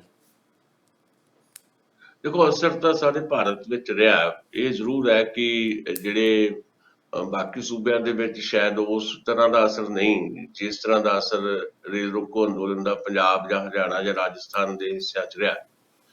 ਤੇ 60 ਦੇ ਕਰੀਬ ਮੇਰੇ ਕੋਲ ਖਬਰ ਹੈ ਕਿ 60 ਦੇ ਕਰੀਬ ਰੇਲਾਂ ਜਿਹੜੀਆਂ ਉਹ ਪ੍ਰਭਾਵਿਤ ਹੋਈਆਂ। ਤੇ ਕਾਫੀ ਹੱਦ ਤੱਕ ਪੰਜਾਬ ਤੇ ਹਰਿਆਣਾ ਜਿਹੜਾ ਆ ਉਹਨੇ ਬਹੁਤ ਮੁਕੰਮਲ ਇੱਕ ਕਿਸਮ ਦਾ ਰੇਲ ਰੋਕੋ ਜਿਹੜਾ ਅੰਦੋਲਨ ਉਹਨੂੰ ਸਿਰੇ ਚਾੜਿਆ। ਪਰ ਇਹ ਚੰਗੀ ਗੱਲ ਇਹ ਹੈ ਕਿ ਕਿਸੇ ਕਿਸਮ ਦੀ ਕੋਈ ਅਣਸੁਖਾਵੀਂ ਘਟਨਾ ਵਾਪਰਨ ਦੀ ਜਿਹੜੀ ਖਬਰ ਨਹੀਂ ਹੈ। ਬਾਕੀ ਦੇਖੋ, ਜਿਹੜਾ ਭਾਰਤ ਬੰਦ ਜਿਹੜਾ 27 ਸਤੰਬਰ ਵਾਲਾ ਤੇ ਉਸ ਤੋਂ ਬਾਅਦ ਇਹ ਰੇਲ ਰੋਕੋ ਜਿਹੜਾ ਆ, ਇਸ ਐਕਸ਼ਨ ਜਿਹੜੇ ਆ ਬਿਲਕੁਲ ਹੀ ਉਸੇ ਰੂਪ ਦੇ ਵਿੱਚ ਕੰਪਲੀਟਲੀ ਜਿਹੜੇ ਆ ਮੁਕੰਮਲ ਸਫਲ ਹੋ ਜਾਣੇ ਜਿਹੜੇ ਆ ਪੋਸੀਬਲ ਵੀ ਨਹੀਂ ਹੁੰਦੇ। ਭਾਰਤ ਬੰਦ ਜਿਹੜਾ ਹੈ 27 ਸਤੰਬਰ ਵਾਲਾ ਉਹ ਬਹੁਤ ਲਾਮਿਸਾਲ ਰਿਹਾ। ਰੇਲ ਰੋਕੋ ਅੰਦੋਲਨ ਜਿਹੜਾ ਹੁੰਦਾ ਹੈ ਉਹਦੇ ਤੇ ਫਿਜ਼ੀਕਲੀ ਤੁਹਾਨੂੰ ਰੇਲ ਪਟੜੀਆਂ ਦੇ ਉੱਤੇ ਜਦੋਂ ਬੈਠਣਾ ਪੈਂਦਾ ਤਾਂ ਉਹ ਸਾਰਾ ਕੁਝ ਹੈ, ਤੇ ਉਹਦੇ ਵਾਸਤੇ ਸ਼ਾਇਦ ਉਸ ਰੂਪ 'ਚ ਤਿਆਰੀ ਵੀ ਕਈ ਵਾਰੀ ਨਹੀਂ ਹੁੰਦੀ। ਪਰ ਜਦੋਂ ਤੁਸੀਂ ਭਾਰਤ ਬੰਦ ਦੀ ਤਿਆਰੀ ਕਰਦੇ ਹੋ ਤੇ ਉਹਦੇ 'ਚ ਬਹੁਤ ਸਾਰੀਆਂ ਹੋਰ ਜਥੇਬੰਦੀਆਂ ਵੀ ਤੁਹਾਡੀਆਂ ਨਾਲ ਜੁੜੀਆਂ ਹੁੰਦੀਆਂ, ਤੇ ਤੁਹਾਡੀਆਂ ਜਿਹੜੀਆਂ ਵੱਖ-ਵੱਖ ਪੋਲੀਟੀਕਲ ਪਾਰਟੀਆਂ ਨੇ ਵੀ ਮੂੰਹ ਦਿਖਾਵੇ ਲਈ ਸਹੀ ਹਮਾਇਤ ਕੀਤੀ ਹੁੰਦੀ ਹੈ, ਤੇ ਲੋਕ ਜਿਹੜੇ ਆ ਫਿਰ ਉਹਦੇ 'ਚ ਸ਼ਾਮਲ ਹੋ ਜਾਂਦੇ ਆ, ਅਚੇਤ ਸੁਚੇਤ ਵੀ। ਤੇ ਰੇਲ ਰੋਕੋ ਅੰਦੋਲਨ ਦਾ ਜਿਹੜਾ ਪੈਟਰਨ ਹੈ ਬਿਲਕੁਲ ਵੱਖਰਾ ਹੈ, ਉਹਦਾ ਕਰੈਕਟਰ ਬਿਲਕੁਲ ਵੱਖਰਾ ਹੈ। ਪਰ ਫਿਰ ਵੀ ਕਾਫੀ ਹੱਦ ਤੱਕ ਕਿਸਾਨ ਜਥੇਬੰਦੀਆਂ ਜਿਹੜੀਆਂ ਇਸ ਗੱਲ ਤੋਂ ਸੰਤੁਸ਼ਟ ਨੇ ਵੀ ਉਹਨਾਂ ਕੋਲ ਜਿਹੜੀਆਂ ਰਿਪੋਰਟਸ ਨੇ ਵੱਖ-ਵੱਖ ਸੂਬਿਆਂ ਦੇ ਵਿੱਚ ਵੀ ਚੰਗੀਆਂ ਖਬਰਾਂ ਨੇ ਕਿ ਉਹਨਾਂ ਦਾ ਰੇਲ ਰੋਕੋ ਅੰਦੋਲਨ ਸਫਲ ਰਿਹਾ, ਭਾਵੇਂ ਉਹ 6 ਘੰਟੇ ਦਾ ਹੀ ਸੀ। ਉਹਨਾਂ ਨੇ ਇਸ ਢੰਗ ਨਾਲ ਰੇਲ ਰੋਕੋ ਅੰਦੋਲਨ ਦਾ ਸੱਦਾ ਦਿੱਤਾ ਸੀ ਕਿ ਜਿਹੜੇ ਲੋਕ ਆ ਉਹਨਾਂ ਨੂੰ ਕਿਸੇ ਕਿਸਮ ਦੀ ਤਕਲੀਫ ਨਾ ਹੋਵੇ। ਪਰ ਇੱਕ ਗੱਲ ਦੇਖੀ ਗਈ ਵੀ ਪੰਜਾਬ ਦੇ ਵਿੱਚ ਸਪੈਸ਼ਲੀ, ਮਤਲਬ ਬਾਕੀ ਥਾਵਾਂ ਦੇ ਉੱਤੇ ਖੁਦ ਰੇਲਵੇ ਮਿਨਿਸਟਰੀ ਨੇ ਜਾਂ ਰੇਲਵੇ ਮੰਤਰਾਲੇ ਨੇ ਉਹ ਆਪਣੀਆਂ ਜਿਹੜੇ ਰੂਟਸ ਜਿਹੜੇ ਸੀ ਉਹ ਬਦਲ ਲਏ ਜਾਂ ਉਹਨਾਂ ਦਾ ਟਾਈਮਿੰਗ ਚੇਂਜ ਕਰ ਦਿੱਤੀ। ਪਰ ਪੰਜਾਬ 'ਚ ਕੁਝ ਥਾਵਾਂ ਦੇ ਉੱਤੇ ਜਾਣਬੁੱਝ ਕੇ ਗੱਡੀਆਂ ਚਲਾਈਆਂ ਗਈਆਂ, ਚਲਾਉਣ ਦੀ ਕੋਸ਼ਿਸ਼ ਕੀਤੀ ਗਈ, ਵੀ ਮੁਸਾਫਰ ਜਿਹੜੇ ਆ ਉਹ ਪਰੇਸ਼ਾਨ ਹੋਣ ਤੇ ਫਿਰ ਉਹ ਕਿਸਾਨਾਂ ਦੇ ਨਾਲ ਕਿਸੇ ਨਾ ਕਿਸੇ ਲੈਵਲ ਤੇ ਉਲਝਣ। ਯਾਨੀ ਕਿਸਾਨ ਅੰਦੋਲਨ ਦੇ ਪ੍ਰਤੀ ਸਧਾਰਨ ਜਿਹੜਾ ਵਿਅਕਤੀ ਹੈ ਉਹਦੇ ਮਨ ਦੇ ਵਿੱਚ ਇੱਕ ਗੁੱਸਾ ਕ੍ਰੀਏਟ ਕਰਨ ਦੀ ਕੋਸ਼ਿਸ਼ ਪੰਜਾਬ ਦੇ ਵਿੱਚ ਹੋਈ ਆ। ਕੁਝ ਥਾਵਾਂ ਤੋਂ ਏਦਾਂ ਦੀਆਂ ਖਬਰਾਂ ਆਈਆਂ। ਓਵਰਆਲ ਅਸੀਂ ਦੇਖਦੇ ਹਾਂ ਵੀ ਕਿਸਾਨ ਜਥੇਬੰਦੀਆਂ ਵੱਲੋਂ ਦਿੱਤੇ ਗਏ ਸੱਦੇ ਦਾ ਅਸਰ ਰਿਹਾ। ਜ਼ਿਆਦਾ ਅਸਰ ਜਾਂ ਵੱਡਾ ਅਸਰ ਜਿਹੜਾ ਆ ਉਹ ਪੰਜਾਬ ਤੇ ਹਰਿਆਣੇ 'ਚ ਦੇਖਿਆ ਗਿਆ।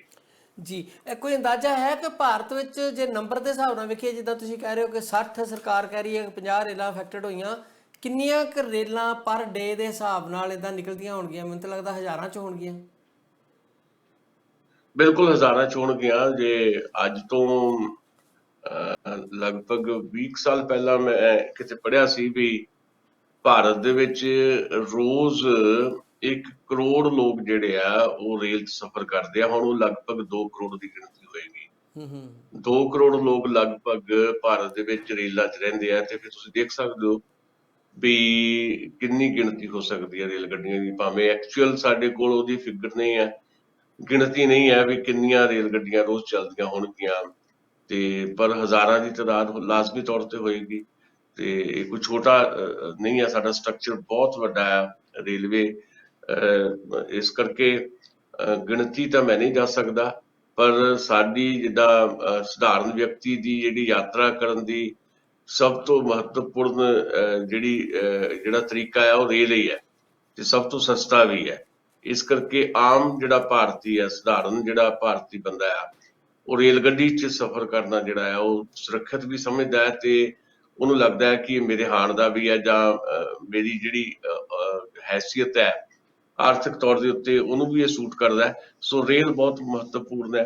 ਕਰੋੜਾਂ ਲੋਕ, 2 ਕਰੋੜ ਲੋਕ ਤਾਂ ਮੈਂ ਉਸ ਦਿਨ ਤੁਹਾਨੂੰ ਦੱਸਿਆ ਕਿ ਕਰੋੜਾਂ ਲੋਕ ਜਿਹੜੇ ਆ ਰੇਲ ਦੇ ਵਿੱਚ ਸਫ਼ਰ ਕਰਦੇ ਆ। ਉਸ ਹਿਸਾਬ ਦੇ ਨਾਲ ਹਜ਼ਾਰਾਂ ਰੇਲ ਗੱਡੀਆਂ ਜਿਹੜੀਆਂ ਆ ਨਿਕਲਦੀਆਂ ਹੋਣਗੀਆਂ। ਦਸਾਂ ਸਾਹਿਬ ਵੈਸੇ ਤਾਂ ਇੰਪੈਕਟ ਵੀ ਬਹੁਤ ਜ਼ਿਆਦਾ ਪੈਂਦਾ ਜੇ ਇਫੈਕਟਿਵਲੀ ਰੇਲਾਂ ਰੋਕਣੀਆਂ ਵੀ ਜਿਹੜੀਆਂ ਨੇ ਨਾ ਜੀ, ਦੂਜੀ ਟਰਾਂਸਪੋਰਟ ਰੋਕਣ ਨਾਲੋਂ, ਕਿਉਂਕਿ ਉਹਦੇ ਅਲਟਰਨੇਟਿਵ ਰੂਟ ਬੜੇ ਹੁੰਦੇ ਆ।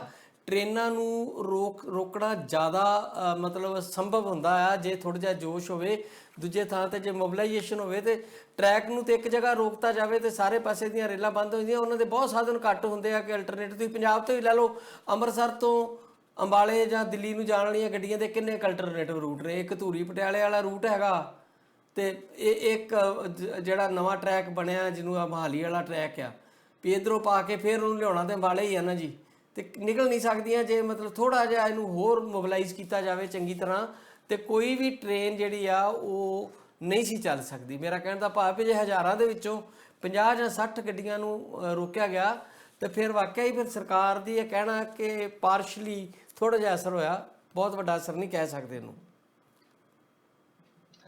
ਹਾਂ, ਬਾਕੀ ਡਿਟੇਲਸ ਆਉਣਗੀਆਂ ਹਾਲੇ, ਕਿਉਂਕਿ ਕਿਸਾਨ ਜਥੇਬੰਦੀਆਂ ਵੱਲੋਂ ਰਿਲੀਜ਼ ਨਹੀਂ ਕੀਤਾ ਗਿਆ ਵੀ ਉਹਨਾਂ ਕੋਲ ਕੀ ਖਬਰਾਂ ਨੇ, ਕਿਉਂਕਿ ਸਰਕਾਰ ਨੇ ਤਾਂ ਆਪਣੇ ਢੰਗ ਨਾਲ ਖਬਰ ਦੇਣੀ ਹੁੰਦੀ ਹੈ। ਤੇ ਦੇਰ ਰਾਤ ਤੱਕ ਮੇਰੇ ਕੋਲ ਏਦਾਂ ਦੀ ਕੋਈ ਜਾਣਕਾਰੀ ਨਹੀਂ ਸੀ ਕਿ ਕਿਸਾਨ ਜਥੇਬੰਦੀਆਂ ਵੱਲੋਂ ਕੁਝ ਸੂਚੀ ਜਾਰੀ ਕੀਤੀ ਗਈ ਹੋਵੇ ਵੀ ਹਾਂ ਕਿੰਨੇ ਥਾਵਾਂ ਦੇ ਉੱਤੇ ਰੇਲ ਗੱਡੀਆਂ ਜਿਹੜੀਆਂ ਰੋਕੀਆਂ ਗਈਆਂ ਤੇ ਕਿੰਨੀਆਂ ਗੱਡੀਆਂ ਪ੍ਰਭਾਵਿਤ ਹੋਈਆਂ। ਉਹ ਹੁਣ ਥੋੜੀ ਦੇਰ ਤੱਕ ਬਹੁਤੀਆਂ ਡਿਟੇਲਸ ਆ ਜਾਣਗੀਆਂ, ਫਿਰ ਅਸੀਂ ਸ਼ਾਇਦ ਕੱਲ ਥੋੜੀ ਜਿਹੀ ਡਿਟੇਲ ਤੁਹਾਨੂੰ ਦੇ ਸਕਾਂਗੇ ਵੀ ਕਿੰਨਾ ਕੁ ਅਸਰ ਜਿਹੜਾ ਹੈ ਸਾਰੇ ਭਾਰਤ ਦੇ ਵਿੱਚ ਰਿਹਾ, ਜਾਂ ਨਾਰਥ ਇੰਡੀਆ ਦੇ ਵਿੱਚ ਹੀ ਜ਼ਿਆਦਾ ਅਸਰ ਰਿਹਾ, ਉੱਤਰੀ ਭਾਰਤ ਦੇ ਵਿੱਚ ਹੀ ਜ਼ਿਆਦਾ ਅਸਰ ਰਿਹਾ, ਜਾਂ ਪੰਜਾਬ ਜਾਂ ਹਰਿਆਣੇ ਦੇ ਵਿੱਚ ਵੀ ਮੁਕੰਮਲ ਤੌਰ ਦੇ ਉੱਤੇ ਸਾਰਾ ਕੁਝ ਹੀ ਬੰਦ ਹੋ ਗਿਆ ਸੀ ਜਾਂ ਨਹੀਂ ਹੋ ਗਿਆ ਸੀ। ਇਹ ਡਿਟੇਲਸ ਆਉਣਗੀਆਂ ਤੇ ਅਸੀਂ ਤੁਹਾਡੇ ਨਾਲ ਸ਼ੇਅਰ ਜ਼ਰੂਰ ਕਰਾਂਗੇ ਜੀ। ਦਸਾਂ ਸਾਹਿਬ, ਇੱਕ ਮੁੱਦਾ ਬਹੁਤ ਭਖ ਰਿਹਾ ਹੁੰਦਾ ਤੇ ਇੱਕ ਨਵਾਂ ਮੁੱਦਾ ਆ ਜਾਂਦਾ ਤੇ ਪਹਿਲਾ ਮੁੱਦਾ ਪਿੱਛੇ ਛੁੱਟ ਜਾਂਦਾ। ਜਿਹੜਾ ਲਖੀਮਪੁਰ ਖੀਰੀ ਵਾਲੀ ਘਟਨਾਵਾਂ ਨੂੰ ਲੈ ਕੇ ਹੀ ਕਿਸਾਨਾਂ ਨੇ ਰੇਲ ਰੋਕੋ ਤੇ ਉਹ ਪ੍ਰੋਗਰਾਮ ਦਿੱਤੇ ਹੋਏ ਸੀ ਤੇ ਇੱਕ ਨਵਾਂ ਕਾਰਾ ਹੋ ਗਿਆ ਨਿਹੰਗ ਸਿੰਘਾਂ ਵੱਲੋਂ ਜਿਹੜਾ ਸਿੰਘੂ ਬਾਰਡਰ ਤੇ, ਉਹ ਸਾਰੀਆਂ ਖਬਰਾਂ ਪਿੱਛੇ ਪੈ ਗਈਆਂ ਤੇ ਨਿਹੰਗ ਸਿੰਘਾਂ ਵਾਲੀ ਖਬਰ ਜਿਹੜੀ ਆ, ਔਰ ਸਾਡਾ ਪੰਜਾਬੀ ਭਾਈਚਾਰਾ ਜਿਹੜਾ ਆ ਉਹ ਇੱਕਦਮ ਦੋ ਰਾਵਾਂ 'ਚ ਵੰਡਿਆ ਜਾਂਦਾ। ਅੱਧੇ ਲੋਕ ਕਹਿ ਰਹੇ ਨਿਹੰਗਾਂ ਨੂੰ ਉੱਥੇ ਰਹਿਣਾ ਚਾਹੀਦਾ, ਅੱਧੇ ਕਹਿੰਦੇ ਵਾਪਸ ਆਉਣੇ ਚਾਹੀਦੇ ਆ। ਫੇਸਬੁੱਕ ਵਾਲਿਆਂ ਨੇ ਕੱਲ੍ਹ ਦੀ ਅੱਤ ਚੁੱਕੀ ਹੋਈ ਆ, ਕੁਝ ਲੋਕ ਧਰਮ ਦਾ ਇਹਦੇ ਵਿੱਚ ਵਿਖਾਵਾ ਕਰ ਰਹੇ ਆ, ਕੁਝ ਲੋਕ ਇਹਨੂੰ ਐਂਟੀ ਕਿਸਾਨ ਅੰਦੋਲਨ ਦੱਸ ਰਹੇ ਆ, ਕੋਈ ਲੋਕ ਕੁਝ ਦੱਸ ਰਹੇ। ਮਤਲਬ ਸਾਡੀ ਰਾਏ ਵੀ ਕੋਈ ਸਥਿਰ ਨਹੀਂ ਆ। ਅਸੀਂ ਬੜੀ ਛੇਤੀ ਵੇਗ ਵਿੱਚ ਵਹਿ ਕੇ ਇੱਧਰ ਤੋਂ ਉੱਧਰ ਤੇ ਉੱਧਰ ਤੋਂ ਉੱਧਰ ਜਾਂਦੇ ਆ। ਮੈਂ ਇੱਥੇ ਆਪਣੇ ਟੋਰਾਂਟੋ ਦੇ ਕੁਝ ਸੱਜਣਾਂ ਨੂੰ ਦੇਖਦਾ ਵਾਂ, ਉਹਨਾਂ ਦੀਆਂ ਜੇ ਮੈਂ ਸਾਰੀਆਂ ਇਕੱਠੀਆਂ ਕਰਦਾ ਫੇਸਬੁੱਕ ਦੀਆਂ ਪੋਸਟਾਂ ਉਹਨਾਂ ਦੀਆਂ ਪਿਛਲੇ 3 ਮਹੀਨਿਆਂ ਦੀਆਂ, ਤੇ ਉਹਦੀ ਕੋਈ ਪੜਚੋਲ ਕਰਨ ਵਾਲਾ ਬੰਦਾ ਹੋਵੇ ਤੇ ਉਹ ਕਹੇਗਾ ਕਿ ਵਿਅਕਤੀ ਜਿਹੜਾ ਇਹਦਾ ਦਿਮਾਗ ਹੈ ਨਹੀਂ ਗਾ, ਇਹ ਕਦੀ ਕਿਸੇ ਪਾਸੇ ਜਾਂਦਾ ਤੇ ਕਦੀ ਕਿਸੇ ਪਾਸੇ ਜਾਂਦਾ, ਯਾਨੀ ਕਿ ਬੱਝਵੀਂ ਸੁਰ 'ਚ ਕੋਈ ਵੀ ਨਹੀਂ ਜਾ ਰਿਹਾ ਟਰੈਕ ਤੇ।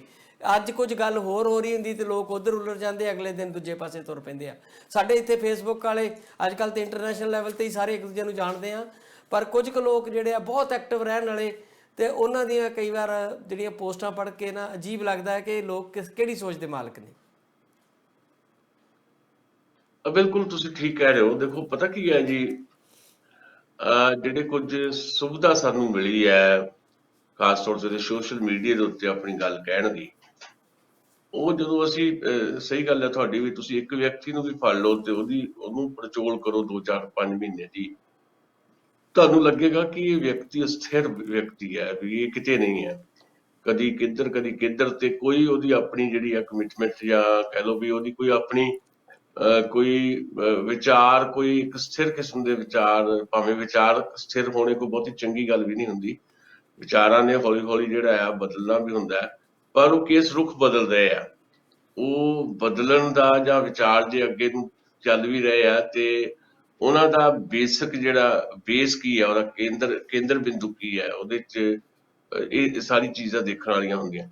ਪਰ ਸੱਚਮੁੱਚ ਹੀ ਸੋਸ਼ਲ ਮੀਡੀਆ ਦੇ ਬਹੁਤ ਕੁਝ ਜਿਹੜਾ ਆ ਪੋਜ਼ਿਟਿਵ ਵੀ ਕੀਤਾ, ਪਰ ਇਸ ਤਰ੍ਹਾਂ ਦਾ ਬਹੁਤ ਕੁਝ ਨੈਗੇਟਿਵ ਵੀ ਜਿਹੜਾ ਵਰਤਾਂਤ ਇਹਦੇ ਤੇ ਉਸਰਦੇ ਆ ਲਗਾਤਾਰ, ਤੇ ਖਾਸ ਤੌਰ ਦੇ ਉੱਤੇ ਜਿਹੜੇ ਕੋਈ ਇਸ ਤਰ੍ਹਾਂ ਦੇ ਨੈਗੇਟਿਵ ਕਿਸਮ ਦੇ ਵਰਤਾਂਤ ਉਸਾਰਨ ਵਾਲੇ ਲੋਕ ਆ, ਉਹ ਜ਼ਿਆਦਾ ਐਕਟਿਵ ਰਹਿੰਦੇ ਸੋਸ਼ਲ ਮੀਡੀਆ ਤੇ। ਜਿਹੜਾ ਕੋਈ ਵਿਅਕਤੀ ਕੁਝ ਆਂਧਰੂ ਸੋਚ ਵਾਲਾ ਆ, ਕੋਈ ਹਾਂ ਪੱਕੀ ਸੋਚ ਵਾਲਾ ਆ, ਉਹ ਬਹੁਤਾ ਐਕਟਿਵ ਵੀ ਨਹੀਂ ਰਹਿੰਦਾ ਸੋਸ਼ਲ ਮੀਡੀਆ ਤੇ। ਉਹ ਕਹਿੰਦਾ ਮੈਂ ਇਹਦੇ ਤੋਂ ਕੀ ਲੈਣਾ, ਹਨਾ। ਪਰ ਫਿਰ ਇਸ ਕਰਕੇ ਸਾਨੂੰ ਲੱਗਣ ਲੱਗ ਪੈਂਦਾ ਵੀ ਪਤਾ ਨਹੀਂ ਸੋਸ਼ਲ ਮੀਡੀਆ ਤੇ ਖਾਸ ਤੌਰ ਤੇ ਫੇਸਬੁੱਕ ਤੇ ਜਾਂ ਇੰਸਟਾਗ੍ਰਾਮ ਦੇ ਉੱਤੇ ਜੋ ਕੁਝ ਹੋ ਰਿਹਾ, ਉਹ ਸਾਨੂੰ ਲੱਗਣ ਲੱਗ ਪੈਂਦਾ ਕਿ ਸ਼ਾਇਦ ਸਾਰਾ ਸਮਾਜ ਹੀ ਏਦਾਂ ਸੋਚ ਰਿਹਾ, ਏਦਾਂ ਨਹੀਂ ਹੈ। ਤੇ ਇਹ ਜਿਹੜੀ ਘਟਨਾ ਵੀ ਹੈ, ਇਸ ਘਟਨਾ ਦੇ ਉੱਤੇ ਵੀ ਬਹੁਤ ਕੁਝ ਹੋ ਗਿਆ, ਬਹੁਤ ਕੁਝ ਹੋ ਰਿਹਾ, ਤੇ ਹਰੇਕ ਦੀ ਆਪੋ ਆਪਣੀ, ਮੈਨੂੰ ਲੱਗਦਾ ਕਿ ਹਰੇਕ ਵਿਅਕਤੀ ਜਿਹੜਾ ਆ ਉਹ ਜੱਜ ਵੀ ਬਣ ਜਾਂਦਾ, ਨਾਲ ਦੀ ਨਾਲ ਹੀ ਉਹ ਫੈਸਲੇ ਵੀ ਸੁਣਾਉਣ ਲੱਗ ਪੈਂਦਾ। ਇਹ ਸਾਡੇ ਸਮਾਜ ਦੇ ਵਿੱਚ ਜੋ ਕੁਝ ਵੀ ਇਸ ਤਰ੍ਹਾਂ ਦਾ ਵਾਪਰ ਰਿਹਾ, ਉਹਦੇ ਨਾਲ ਸਾਨੂੰ ਲੱਗਣ ਲੱਗ ਪੈਂਦਾ ਵੀ ਖਬਰੇ ਸਾਰੇ ਲੋਕ ਜਿਹੜੇ ਇਸ ਤਰ੍ਹਾਂ ਹੀ ਸੋਚਦੇ ਆ, ਜਦਕਿ ਏਦਾਂ ਹੁੰਦਾ ਨਹੀਂ ਹੈ। ਸੋ ਇਹ ਘਟਨਾ ਬੜੀ ਮੰਦਭਾਗੀ ਹੈ, ਨੋ ਡਾਊਟ ਇਸ ਤਰ੍ਹਾਂ ਦੀ ਘਟਨਾ ਨਹੀਂ ਸੀ ਹੋਣੀ ਚਾਹੀਦੀ। ਕਿਸੇ ਵੀ ਧਾਰਮਿਕ ਗ੍ਰੰਥ ਦੀ ਜਿਹੜੀ ਬੇਅਦਬੀ ਹੈ, ਇਹ ਠੀਕ ਹੈ ਕਿ ਉਹ ਨਹੀਂ ਬਰਦਾਸ਼ਤ ਕੀਤੀ ਜਾਣੀ ਚਾਹੀਦੀ, ਪਰ ਸਜ਼ਾ ਦੇਣ ਦਾ ਅਧਿਕਾਰ ਤਾਂ ਕਿਸੇ ਨੂੰ ਵੀ ਨਹੀਂ ਹੈ ਜਨਤਕ ਤੌਰ ਦੇ ਉੱਤੇ। ਤੇ ਜਿਸ ਢੰਗ ਦਾ ਤਾਲੀਬਾਨੀ ਢੰਗ ਦੇ ਨਾਲ ਉਹ ਸਜ਼ਾ ਦਿੱਤੀ ਗਈ ਹੈ, ਤੇ ਮੁੜ ਕੇ ਜਿਵੇਂ ਉਹ ਸਾਰਾ ਕੁਝ ਹੁਣ ਵੀ ਇੱਥੇ ਵਾਪਰ ਰਿਹਾ ਜਾਂ ਹੋ ਰਿਹਾ, ਪ੍ਰੈਸ ਕਾਨਫਰੰਸਾਂ ਹੋ ਰਹੀਆਂ ਨੇ, ਕਿਹਾ ਜਾ ਰਿਹਾ ਇੱਕ ਦੂਜੇ ਪ੍ਰਤੀ, ਉਹ ਕਈ ਵਾਰੀ ਸ਼ੰਕੇ ਵੀ ਖੜਾ ਕਰਦਾ ਹੈ ਵੀ ਕਿਤੇ ਉਹ ਕੁਝ ਤਾਂ ਨਹੀਂ ਜਿਹੜਾ ਕੁਝ ਅਸੀਂ ਨਹੀਂ ਦੇਖ ਪਾ ਰਹੇ। ਕਿਸਾਨ ਅੰਦੋਲਨ ਜਿਹੜਾ ਆ, ਜਿਹਨੇ 11 ਮਹੀਨੇ ਦੀ ਬਹੁਤ ਮੁਸ਼ੱਕਤ ਤੋਂ ਬਾਅਦ ਇੱਕ ਮੁਕਾਮ ਹਾਸਲ ਕੀਤਾ, ਉਸ ਅੰਦੋਲਨ ਨੂੰ ਰੋਜ਼ ਹੀ ਕੋਈ ਨਾ ਕੋਈ ਨਵੀਂ ਕਿਸਮ ਦੀ ਆਫਤ ਆ ਕੇ ਘੇਰਦੀ ਹੈ, ਤੇ ਇਹਦੇ ਪਿੱਛੇ ਕੁਝ ਹੋਰ ਲੁਕਮੀਆਂ ਸ਼ਕਤੀਆਂ ਤਾਂ ਨਹੀਂ, ਲੁਕਮੀਆਂ ਤਾਕਤਾਂ ਤਾਂ ਨਹੀਂ ਕੰਮ ਕਰ ਰਹੀਆਂ। ਇਹ ਸਵਾਲ ਵੀ ਲਾਜ਼ਮੀ ਤੌਰ ਤੇ ਉੱਠਣੇ ਜਿਹੜੇ ਸ਼ੁਰੂ ਹੋ ਗਏ ਆ। ਪਰ ਮੈਂ ਸਮਝਦਾ ਕਿ ਕਿਸਾਨ ਜਿਹੜੇ ਵੱਖ-ਵੱਖ ਬਾਰਡਰਸ ਦੇ ਉੱਤੇ ਡਟੇ ਹੋਏ ਨੇ, ਸਿੰਘੂ ਬਾਰਡਰ ਤੇ ਡਟੇ ਹੋਏ ਨੇ ਜਾਂ ਟਿਕਰੀ ਬਾਰਡਰ ਦੇ ਉੱਤੇ, ਤੇ ਜਥੇਬੰਦੀਆਂ ਦੇ ਆਗੂ, ਉਹਨਾਂ ਦੇ ਉੱਤੇ ਜਿਸ ਕਿਸਮ ਦੇ ਪ੍ਰੈਸ਼ਰ ਹੋਣਗੇ ਉਹਦਾ ਅੰਦਾਜ਼ਾ ਵੀ ਨਹੀਂ ਲਾਇਆ ਜਾ ਸਕਦਾ। ਫਿਰ ਵੀ ਉਹ ਇੱਕ ਬੈਲੈਂਸ ਅਪਰੋਚ ਦੇ ਨਾਲ ਚੱਲ ਰਹੇ ਨੇ, ਇਸ ਸੰਕਟ ਚੋਂ ਵੀ ਉਹ ਬਾਹਰ ਨਿਕਲ ਆਉਣਗੇ। ਦਸਾਂਝ ਸਾਹਿਬ, 27 ਤਰੀਕ ਨੂੰ ਨਿਹੰਗ ਸਿੰਘ ਜਥੇਬੰਦੀਆਂ ਨੇ ਧਾਰਮਿਕ ਇਕੱਤਰਤਾ ਇੱਕ ਸੱਦੀ ਆ ਕਿ ਅਸੀਂ ਬਾਰਡਰ ਤੋਂ ਚੱਲ ਜਾਈਏ ਜਾਂ ਬੈਠੇ ਰਹੀਏ, ਔਰ ਇੱਥੇ ਨਵੇਂ ਸਵਾਲ ਖੜੇ ਹੋਣ ਦੀ ਸੰਭਾਵਨਾ ਆ ਕਿ ਜਿਸ ਤਰੀਕੇ ਨਾਲ ਸਮਾਜ ਦੋ ਹਿੱਸਿਆਂ 'ਚ ਵੰਡਿਆ ਗਿਆ ਆ, ਕੁਝ ਲੋਕਾਂ ਦਾ ਤਾਂ ਇਹ ਮੰਨਣਾ ਕਿ ਜੇ ਕਿਸਾਨ ਜਥੇਬੰਦੀਆਂ ਉੱਥੇ ਬੈਠੀਆਂ ਨੇ ਤੇ ਬੈਠੀਆਂ ਹੀ ਨਿਹੰਗਾਂ ਕਰਕੇ ਨੇ, ਕਿਉਂਕਿ ਨਿਹੰਗ ਸਿੰਘਾਂ ਕਰਕੇ ਹੀ ਪੁਲਿਸ ਦਾ ਦਖਲ ਨਹੀਂ ਹੋਇਆ, ਨਹੀਂ ਤੇ ਹੁਣ ਨੂੰ ਇਹਨਾਂ ਨੂੰ ਉਠਾ ਦਿੱਤਾ ਜਾਂਦਾ। ਇਸ ਤਰ੍ਹਾਂ ਦਾ ਵਰਤਾਂਤ ਵੀ ਆ ਰਿਹਾ ਸਾਹਮਣੇ, ਤੇ ਕੁਝ ਹਾਲਾਤ ਇੱਦਾਂ ਦੇ ਬਣ ਰਹੇ ਨੇ ਕਿ ਕਿਸਾਨ ਜਥੇਬੰਦੀਆਂ ਦੇ ਮੂੰਹ 'ਚ ਗੱਲ ਪਾਈ ਜਾ ਰਹੀ ਕਿ ਉਹ ਕਿਸੇ ਤਰ੍ਹਾਂ ਕਹਿ ਦੇਣ ਕਿ ਤੁਸੀਂ ਇੱਥੋਂ ਉੱਠ ਜਾਓ। ਕਿਸਾਨ ਜਥੇਬੰਦੀਆਂ ਦੇ ਆਗੂਆਂ ਨੇ ਉਦੋਂ ਸਪਸ਼ਟ ਕੀਤਾ ਕਿ ਨਿਹੰਗ ਸਿੰਘ ਸਾਡੇ ਸੰਘਰਸ਼ ਦਾ ਹਿੱਸਾ ਨਹੀਂ ਨੇ। ਬਹੁਤ ਸਾਰੇ ਲੋਕ ਨੇ ਜਿਹੜੇ ਆਪ ਮਾਰੇ ਆਏ ਨੇ, ਲੰਗਰ ਲਾਏ ਹੋਏ ਨੇ, ਮੁਸਲਮਾਨਾਂ ਨੇ ਲੰਗਰ ਲਾਏ ਹੋਏ ਆ, ਹਿੰਦੂ ਕੁਝ ਮਾਨਤਾ ਵਾਲੇ ਲੋਕ ਬੈਠੇ ਆ, ਕਾਵੜੀ ਆਏ, ਉਹਨਾਂ ਦੇ ਚਰਨ ਧੋਤੇ ਗਏ ਆ, ਰੋਜ਼ੇ ਇੱਥੇ ਖੋਲੇ ਗਏ ਆ, ਗੁਰਪੁਰਬ ਇੱਥੇ ਮਨਾਏ ਗਏ ਆ, ਦੇਸ਼ ਭਗਤਾਂ ਮਨਾਇਆ, ਅਲੱਗ-ਅਲੱਗ ਤਰ੍ਹਾਂ ਦਾ ਉੱਥੇ ਇੱਕ ਚੱਲ ਰਿਹਾ ਜਿਹੜਾ ਸਿਲਸਿਲਾ ਆਪਾਂ ਸਭ ਨੂੰ ਪਤਾ। ਪਰ ਕਿਸਾਨ ਜਥੇਬੰਦੀਆਂ ਨੂੰ ਇੱਕ ਕਿਸਮ ਦੀ ਮਿਹਣੇ ਵਾਂਗੂ ਇਹ ਗੱਲ ਕਿ ਅਸੀਂ ਚਲੇ ਜਾਂਦੇ ਹਾਂ ਜਾਂ ਅਸੀਂ ਸੰਗਤ ਨੂੰ ਪੁੱਛ ਲੈਂਦੇ ਹਾਂ ਵੀ ਵਾਪਸ ਚੱਲ ਜਾਈਏ। ਕਿਸਾਨ ਜਥੇਬੰਦੀਆਂ ਨੂੰ ਉਹ ਬੈਠੇ ਰਹਿਣ ਜਾਂ ਚੱਲ ਜਾਣ ਕੋਈ ਫਰਕ ਨਹੀਂ ਪੈਂਦਾ, ਕਿਉਂਕਿ ਉਹ ਸੰਘਰਸ਼ ਦਾ ਹਿੱਸਾ ਨਹੀਂ ਨੇ। ਪਰ ਨਾਲ ਦੀ ਨਾਲ ਜੇ ਉਹ ਬਹਿਣਾ ਚਾਹੁੰਦੇ ਆ ਤੇ ਫਿਰ ਉਹਨਾਂ ਨੂੰ ਵੀ ਕੋਈ ਨਾ ਕੋਈ ਡਿਸਪਲਿਨ ਤੇ ਸਿਰਜਣਾ ਚਾਹੀਦਾ ਨਾ ਜੀ। ਇਕੱਲੇ ਨਿਹੰਗਾਂ ਨੂੰ ਹੀ ਨਹੀਂ, ਬਹੁਤ ਸਾਰੇ ਹੋਰ ਆਪ ਮਾਰੇ ਲੋਕ ਵੀ ਨੇ। ਤੁਸੀਂ ਦੱਸਦੇ ਹੁੰਦੇ ਹੋ ਕਿ ਸਾਡੇ ਪੜ੍ਹਿਆ ਲਿਖਿਆ ਵਰਗ ਵੀ ਉੱਥੇ ਪਿਕਨਿਕ ਬਣਾਉਣ ਜਾਂਦਾ ਰਿਹਾ, ਉਹ ਵੀ ਜਾਂਦੇ ਰਹੇ, ਉਹਨਾਂ ਨੂੰ ਵੀ ਕਿਸੇ ਨੇ ਰੋਕਿਆ ਥੋੜ੍ਹੀ ਹੈ। ਬੱਚਿਆਂ ਨੂੰ ਲੈ ਕੇ ਦਿਖਾ ਕੇ ਆਉਂਦੇ ਰਹੇ, ਆਓ ਤੁਹਾਨੂੰ ਉੱਥੇ ਤਮਾਸ਼ਾ ਵਿਖਾ ਕੇ ਲਿਆਈਏ। ਬਿਲਕੁਲ ਤੁਸੀਂ ਠੀਕ ਕਹਿੰਦੇ ਹੋ। ਇੱਕ ਮੈਂ ਥੋੜੀ ਜਿਹੀ ਤੁਹਾਡੇ ਨਾਲ ਰਿਐਲਿਟੀ ਜਿਹੜੀ ਸ਼ੇਅਰ ਕਰਦਾ ਕਿ ਮੀਡੀਆ 'ਚ ਜੋ ਦਿਖਾਇਆ ਜਾ ਰਿਹਾ ਜਾਂ ਜਿਵੇਂ ਆ ਵੀ ਪਤਾ ਨਹੀਂ ਉੱਥੇ ਨਿਹੰਗ ਜਥੇਬੰਦੀਆਂ ਤੇ ਪਤਾ ਨਹੀਂ ਕਿੰਨੇ ਕੁ ਉਹਨਾਂ ਦੇ ਪਰਚਮ ਦੇ ਹੇਠ ਉੱਥੇ ਨਿਹੰਗ ਹੋਣਗੇ। ਜਿਹੜੀ ਮੁੱਖ ਸਟੇਜ ਹੈ ਸਿੰਘੂ ਬਾਰਡਰ ਦੀ, ਉਹਦੀ ਬੈਕ ਤੇ ਉਹਦੇ ਪਿਛਲੇ ਪਾਸੇ ਦਿੱਲੀ ਵੱਲ ਨੂੰ ਉਹਨਾਂ ਨੇ ਆਪਣੇ 2-4 ਤੰਬੂ ਕੱਢੇ ਹੋਏ ਆ। ਉਹ ਜਿਹੜੇ 2-4 ਤੰਬੂ ਉਹਨਾਂ 'ਚ ਕਿੰਨੇ ਕੁ ਨਿਹੰਗ ਹੋ ਸਕਦੇ ਆ, ਤੁਸੀਂ ਅੰਦਾਜ਼ਾ ਲਾ ਸਕਦੇ ਹੋ। ਕੋਈ ਇਹ ਨਹੀਂ ਵੀ ਪਤਾ ਨਹੀਂ ਉੱਥੇ ਜਿੱਦਾਂ ਹਜ਼ਾਰਾਂ ਦੀ ਤਾਦਾਦ 'ਚ ਨਿਹੰਗ ਬੈਠੇ ਆ ਜੀ, ਛਾਉਣੀ ਪਾ ਲਈ ਉਹਨਾਂ ਨੇ, 2-4-5 ਘੋੜੇ ਆ। ਜਿਹੜੀ ਮੈਂ ਗਿਣਤੀ ਦੇ ਲਿਹਾਜ਼ ਨਾਲ ਦੱਸਾਂ, ਹੁਣ ਭਾਵੇਂ ਵੱਧ ਗਏ ਹੋਣਗੇ, ਇਸ ਘਟਨਾ ਤੋਂ ਬਾਅਦ ਕੁਝ ਚੱਲ ਗਏ ਹੋਣਗੇ ਹੋਰ, ਤੇ 100 ਤੋਂ ਵੱਧ ਨਿਹੰਗ ਨਹੀਂ ਉੱਥੇ ਹੋ ਸਕਦੇ। ਮੈਂ 100 ਜ਼ਿਆਦਾ ਹੀ ਦੱਸੇ ਆ। ਤੇ ਉਹ ਠੀਕ ਹੈ, ਉਹ ਨੀਲੇ ਬਾਣੇ ਦੇ ਵਿੱਚ ਹੈਗੇ ਆ, ਘੋੜੇ ਵੀ ਦਿਖਾਈ ਦਿੰਦੇ ਆ। ਤੇ ਦੂਜੀ ਗੱਲ, ਵੱਡੀ ਗੱਲ ਜਿਹੜੀ ਤੁਸੀਂ ਵੀ ਦੱਸੀ ਹੈ, ਤੇ ਸੰਯੁਕਤ ਕਿਸਾਨ ਮੋਰਚੇ ਦਾ ਉਹ ਕਿਸੇ ਵੀ ਰੂਪ ਦੇ ਵਿੱਚ ਹਿੱਸਾ ਨਹੀਂ। ਇਸ ਕਰਕੇ ਉਹਨਾਂ ਦੀ ਕਿਸੇ ਵੀ ਐਕਟੀਵਿਟੀ ਦੇ ਨਾਲ ਸਿੱਧੇ ਤੌਰ ਤੇ ਕਿਸਾਨਾਂ ਦਾ ਕੀ ਸੰਬੰਧ ਹੈ। ਇਸ ਕਰਕੇ ਸੰਯੁਕਤ ਕਿਸਾਨ ਮੋਰਚੇ ਨੇ ਬੜੀ ਬੈਲੈਂਸ ਅਪਰੋਚ ਲਈ ਉਸੇ ਦਿਨ ਉਹ ਸਾਰੀਆਂ ਗੱਲਾਂ ਅਸੀਂ ਦੁਹਰਾਉਂਦੇ ਨਹੀਂ, ਤਾਂ ਸਾਡੇ ਸਾਰੇ ਦਰਸ਼ਕ ਜਾਣਦੇ ਆ। ਬਾਕੀ ਕੋਈ ਕਿਸੇ ਨੂੰ ਨਹੀਂ ਰੋਕਦਾ, ਪਰ ਇਹ ਵੀ ਗੱਲ ਦੁਰਸਤ ਹੈ ਤੁਹਾਡੀ ਕਿ ਹਰ ਮਾਮਲੇ ਦੇ ਵਿੱਚ ਤੁਸੀਂ ਜਿਸ ਤਰੀਕੇ ਦੇ ਨਾਲ ਜਾਂ ਜਿਸ ਵਿਧੀ ਦੇ ਨਾਲ ਪਹਿਲਾਂ ਕੰਮ ਕਰਦੇ ਰਹੇ ਹੋ, ਜਦੋਂ ਤੁਸੀਂ ਅੰਦੋਲਨ 'ਚ ਆ ਗਏ ਹੋ, ਭਾਵੇਂ ਸਿੱਧੇ ਤੌਰ ਤੇ ਅੰਦੋਲਨ ਦਾ ਹਿੱਸਾ ਨਹੀਂ ਵੀ, ਪਰ ਉਸ ਅੰਦੋਲਨ ਵਾਲੇ ਸਥਾਨ ਤੇ ਬੈਠੇ ਹੋ ਤੇ ਦਾਅਵਾ ਇਹ ਕਰਦੇ ਹੋ ਕਿ ਅਸੀਂ ਕਿਸਾਨਾਂ ਦੇ ਇਸ ਅੰਦੋਲਨ ਦੀ ਹਮਾਇਤ ਦੇ ਵਿੱਚ ਹੈ, ਤਾਂ ਫਿਰ ਉਸ ਡਿਸਪਲਿਨ ਨੂੰ ਵੀ ਫਾਲੋ ਕਰਨਾ ਪਏਗਾ। ਜਿਸ ਢੰਗ ਨਾਲ ਤੁਸੀਂ ਚੱਲਦੇ ਰਹੇ ਹੋ ਉੱਦਾਂ ਨਹੀਂ ਨਾ ਚੱਲਿਆ ਜਾ ਸਕਦਾ। ਨਾਲੇ ਇਹ ਤਰੀਕਾ ਕੌਣ ਵਾਜਬ ਕਹੇਗਾ ਜਿਹੜਾ ਤਰੀਕਾ ਉੱਥੇ ਅਪਣਾਇਆ ਗਿਆ? ਉਸ ਤਰੀਕੇ ਨੂੰ ਕੌਣ ਵਾਜਬ ਕਹੇਗਾ ਜਿਹੜਾ ਤਾਲਿਬਾਨੀ ਜਿਹੜਾ ਇੱਕ ਜ਼ੁਲਮ ਕਰਨ ਦੀ ਵਿਧੀ ਹੈ, ਉਹਦੇ ਮੁਤਾਬਕ ਲਖਵੀਰ ਸਿੰਘ ਨਾਂ ਦੇ ਉਸ ਵਿਅਕਤੀ ਦਾ ਜਿਹੜਾ ਮਰਡਰ ਕੀਤਾ ਗਿਆ ਤੇ ਉਹਨੂੰ ਬੈਰੀਕੇਡ ਤੇ ਟੰਗਿਆ ਗਿਆ, ਤੇ ਹਲਾਲ ਕਰਕੇ ਖਾਣ ਦੇ ਮਤਲਬ ਜਿਹੜੀ ਉਹਨਾਂ ਦੀ ਪਾਬੰਦੀ ਹੈ, ਤੇ ਬੰਦਾ ਤੁਸੀਂ ਹਲਾਲ ਕੀਤਾ। ਸੋ ਇਸ ਕਰਕੇ ਉਹ ਗੱਲ ਜਿਹੜੀ ਹੈ ਨਾ, ਇਹ ਇਸ ਢੰਗ ਨਾਲ ਦੇਖਣੀ ਚਾਹੀਦੀ ਹੈ ਕਿ ਇਸ ਅੰਦੋਲਨ ਦਾ ਇਸ ਤਰ੍ਹਾਂ ਦੀਆਂ ਜਿਹੜੀਆਂ ਕਾਰਵਾਈਆਂ ਨੇ ਉਹਦੇ ਨਾਲ ਤਾਂ ਵੱਡਾ ਨੁਕਸਾਨ ਹੁੰਦਾ ਹੈ। ਤੇ ਜਿਸ ਤਰ੍ਹਾਂ ਮੀਡੀਆ ਨੇ ਫਿਰ ਇਹਨੂੰ ਪੇਸ਼ ਕੀਤਾ ਕਿਸਾਨ ਅੰਦੋਲਨ ਦੇ ਖਿਲਾਫ, ਗੋਦੀ ਮੀਡੀਆ ਨੇ ਜਾਂ ਮੋਦੀ ਮੀਡੀਆ ਨੇ, ਉਹਦਾ ਪੂਰਾ ਤਾਣ ਉਹਨਾਂ ਨੇ ਲਾਇਆ, ਪੂਰਾ ਜ਼ੋਰ ਲਾਇਆ। ਉਹਦੇ ਬਾਵਜੂਦ ਜੇ ਅੰਦੋਲਨ ਬਚਿਆ ਹੋਇਆ, ਅੰਦੋਲਨ ਅੱਗੇ ਵਧ ਰਿਹਾ, ਤੇ ਇਹਨੂੰ ਐਪਰੀਸ਼ੀਏਟ ਕਰਨ ਦੀ ਜ਼ਰੂਰਤ ਹੈ। ਤੇ 27 ਤਰੀਕ ਨੂੰ ਧਾਰਮਿਕ ਇਕੱਤਰਤਾ ਬੁਲਾਈ ਹੈ ਉਹਨਾਂ ਨੇ ਕਿਹਾ। ਇੱਕ ਦਬਾਅ ਤਾਂ ਉਹਨਾਂ ਤੇ ਵੀ ਹੈ, ਨਿਹੰਗ ਜਥੇਬੰਦੀਆਂ ਦੀ ਲੀਡਰਸ਼ਿਪ ਤੇ ਵੀ ਹੁਣ ਹੈ, ਉਹਨਾਂ ਤੇ ਹੈ ਦਬਾਅ ਵੀ ਤੁਸੀਂ ਜੇ ਇਸ ਤਰ੍ਹਾਂ ਤਾਂ ਤੁਹਾਨੂੰ ਨਹੀਂ ਇੱਥੇ ਰਹਿਣਾ ਚਾਹੀਦਾ। ਤੇ ਇਸ ਕਰਕੇ ਉਹਨਾਂ ਨੇ ਹੁਣ ਬੁਲਾਈ ਹੈ ਧਾਰਮਿਕ ਇਕੱਤਰਤਾ। ਉੱਥੇ ਕਹਿੰਦੇ ਸਾਧ ਸੰਗਤ ਆਏਗੀ, ਸਿੱਖ ਬੁੱਧੀਜੀਵੀ ਆਉਣਗੇ। ਦੇਖਦੇ ਆ ਕਿਹੜੇ ਸਿੱਖ ਬੁੱਧੀਜੀਵੀ ਉੱਥੇ ਜਾ ਕੇ ਕੀ ਸਲਾਹ ਦਿੰਦੇ ਆ। ਉਹ ਕਹਿੰਦੇ ਵੀ ਜੇ ਉਹ ਕਹਿਣਗੇ ਇੱਕ ਸੁਰ ਦੇ ਵਿੱਚ ਵੀ ਸਾਨੂੰ ਵਾਪਸ ਮੁੜਨਾ ਚਾਹੀਦਾ, ਅਸੀਂ ਆਪਣੇ ਘੋੜੇ ਪੰਜਾਬ ਵੱਲ ਨੂੰ ਦੌੜਾ ਲਾਂਗੇ। ਤੋ 27 ਤਰੀਕ ਨੂੰ ਉਡੀਕਣਾ ਪਏਗਾ। ਤੇ ਪਰ ਨਾਲ ਦੀ ਨਾਲ ਇਹ ਹੈ ਕਿ ਬਹੁਤ ਤਹੰਬਲ ਤੋਂ ਕੰਮ ਲੈਣ ਦੀ ਜ਼ਰੂਰਤ ਹੈ। ਜਿਹੜੀ ਗੱਲ ਅਸੀਂ ਇਸ ਮਸਲੇ ਤੇ ਸ਼ੁਰੂ ਕੀਤੀ ਸੀ, ਸੋਸ਼ਲ ਮੀਡੀਆ ਤੇ ਖਾਸ ਤੌਰ ਤੇ ਐਕਟਿਵ ਜਿਹੜੇ ਲੋਕ ਨੇ, ਉਹਨਾਂ ਨੂੰ ਬਹੁਤ ਜ਼ਿੰਮੇਵਾਰੀ ਤੋਂ ਕੰਮ ਲੈਣ ਦੀ ਜ਼ਰੂਰਤ ਹੈ। ਵੈਸੇ ਕਿਤੇ ਨਾ ਕਿਤੇ ਲੋੜ ਦਸਾਂਝ ਸਾਹਿਬ ਅਨੁਭਵ ਹੋ ਰਹੀ ਆ ਕਿ ਜਿਵੇਂ ਤੁਸੀਂ ਸ਼ਬਦ ਵਰਤਿਆ ਕਿ ਸਿੱਖ ਬੁੱਧੀਜੀਵੀ ਜਿਹੜੇ ਨੇ, ਉਹਨਾਂ ਨੂੰ ਕਿਸੇ ਧਾਰਮਿਕ ਇਕੱਤਰਤਾ 'ਚ ਜਾ ਕੇ ਵਿਚਾਰ ਨਾ ਉਹਨਾਂ ਦੇ ਕਿਸੇ ਸੁਣਨੇ ਆ, ਕਿਉਂਕਿ ਉੱਥੇ ਦੇ ਜਕਾਰੇ ਹੀ ਚੱਲਣੇ ਆ, ਤੇ ਨਾ ਹੀ ਕਿਸੇ ਨੇ ਉਹਨਾਂ ਦੀ ਕਿਸੇ ਗੱਲ ਨੂੰ ਮੰਨਣਾ। ਉਹਨਾਂ ਨੂੰ ਚਾਹੀਦਾ ਹੈ ਕਿ ਵੱਖਰੇ ਤੌਰ ਤੇ ਇੱਕ ਵੱਡਾ ਪੰਜਾਬ ਦੇ ਵਿੱਚ ਸੈਮੀਨਾਰ ਕੀਤਾ ਜਾਵੇ ਇਸ ਵਿਸ਼ੇ ਦੇ ਉੱਤੇ ਕਿ ਜਿਹੜੀ ਸਿੱਖ ਪਰੰਪਰਾਵਾਂ ਦੇ ਅਨੁਕੂਲ ਇਹ ਹੋਇਆ ਸਾਰਾ ਕੁਝ ਕਿ ਨਹੀਂ ਹੋਇਆ। ਜੇ ਨਹੀਂ ਹੋਇਆ ਤੇ ਜਿਹੜੇ ਲੋਕ ਆ ਉਹਨਾਂ ਦੀ ਅਨਨੈਸੈਸਰੀ ਸਪੋਰਟ ਕਰਨੀ, ਇਤਿਹਾਸਕ ਹਵਾਲੇ ਦੇ ਦੇ ਕੇ ਸਿੱਖ ਬਦਲਾ ਲੈਂਦੇ ਹੁੰਦੇ ਆ, ਗੁਰੂ ਦੀ ਅਸੀਂ ਬੇਅਦਬੀ ਨਹੀਂ ਸਹਾਰ ਸਕਦੇ। ਤੇ ਗੁਰੂ ਸਾਹਿਬ ਨੇ ਕਿਤੇ ਵੀ ਇਸ ਤਰ੍ਹਾਂ ਨਹੀਂ ਕਿਹਾ ਹੋਏਗਾ ਕਿ ਇੱਕ ਪਾਸੇ ਅਸੀਂ ਕਹਿੰਦੇ ਕਿ ਮਹਾਰਾਜਾ ਰਣਜੀਤ ਸਿੰਘ ਦੇ ਵੇਲੇ ਕਦੀ ਕਿਸੇ ਨੂੰ ਫਾਂਸੀ ਨਹੀਂ ਦਿੱਤੀ ਸਿੱਖਾਂ ਦਾ, ਤੇ ਰਾਜ ਹੀ ਇੱਦਾਂ ਦਾ ਹੁੰਦਾ। ਕੱਲ੍ਹ ਨੂੰ ਜੇ ਸਿੱਖ ਰਾਜ ਇੱਦਾਂ ਦਾ ਆ ਜਾਂਦਾ ਆ ਤੇ ਫਿਰ ਕੀ ਗਰੰਟੀ ਆ ਕਿ ਜਿਹੜਾ ਇਨਸਾਫ ਹੈ ਉਹ ਲੋਕਾਂ ਨੂੰ ਮਿਲ ਸਕੇਗਾ। ਅੱਜ ਕੱਲ੍ਹ ਦੇ ਯੁੱਗ 'ਚ ਤੇ ਇਹੋ ਜਿਹੀਆਂ ਚੀਜ਼ਾਂ ਬਿਲਕੁਲ ਬਰਦਾਸ਼ਤ ਨਹੀਂ ਕੀਤੀਆਂ ਜਾ ਸਕਦੀਆਂ। ਸਿੱਖ ਵਿਦਵਾਨ ਜੇ ਕਿਤੇ ਵੱਖਰੇ ਤੌਰ ਤੇ ਕੋਈ ਸੈਮੀਨਾਰ ਵੱਡਾ ਬਣਾਉਣ, ਉਹਦੇ ਵਿੱਚ ਬਿਨਾਂ ਭੇਦਭਾਵ ਤੋਂ ਸਭ ਨੂੰ ਸੱਦਣ, ਬੋਲਣ ਦਾ ਮੌਕਾ, ਭਾਵੇਂ 2 ਦਿਨ 3 ਦਿਨ ਚੱਲੇ ਉਹਨਾਂ ਦੀ ਪਾਰਲੀਮੈਂਟ ਵਾਂਗੂ, ਉਹਦੇ ਵਿੱਚ ਕੋਈ ਨਿਰਣਾ ਕਰਨ ਕਿ ਇਹਦੀ ਸੇਧ ਹੋਵੇ। ਜਿਹੜਾ ਧਾਰਮਿਕ ਇਕੱਤਰਤਾ ਦੇ ਵਿੱਚ ਤੇ ਮੇਰੇ ਖਿਆਲ ਨਾਲ ਇੱਕ ਬੰਦਾ ਬੋਲੇਗਾ, ਉਹ ਭਾਵਕ ਹੋ ਕੇ ਕੁਝ ਗੱਲਾਂ ਇਹੋ ਜਿਹੀਆਂ ਕਹਿ ਦੇਗਾ, ਲੋਕ ਜਕਾਰੇ ਛੱਡ ਦੇਣਗੇ ਤੇ ਉਹਦਾ ਕੋਈ ਮਤਲਬ ਹੋਣਾ ਨਹੀਂ ਮੈਨੂੰ ਲੱਗਦਾ ਬਹੁਤਾ।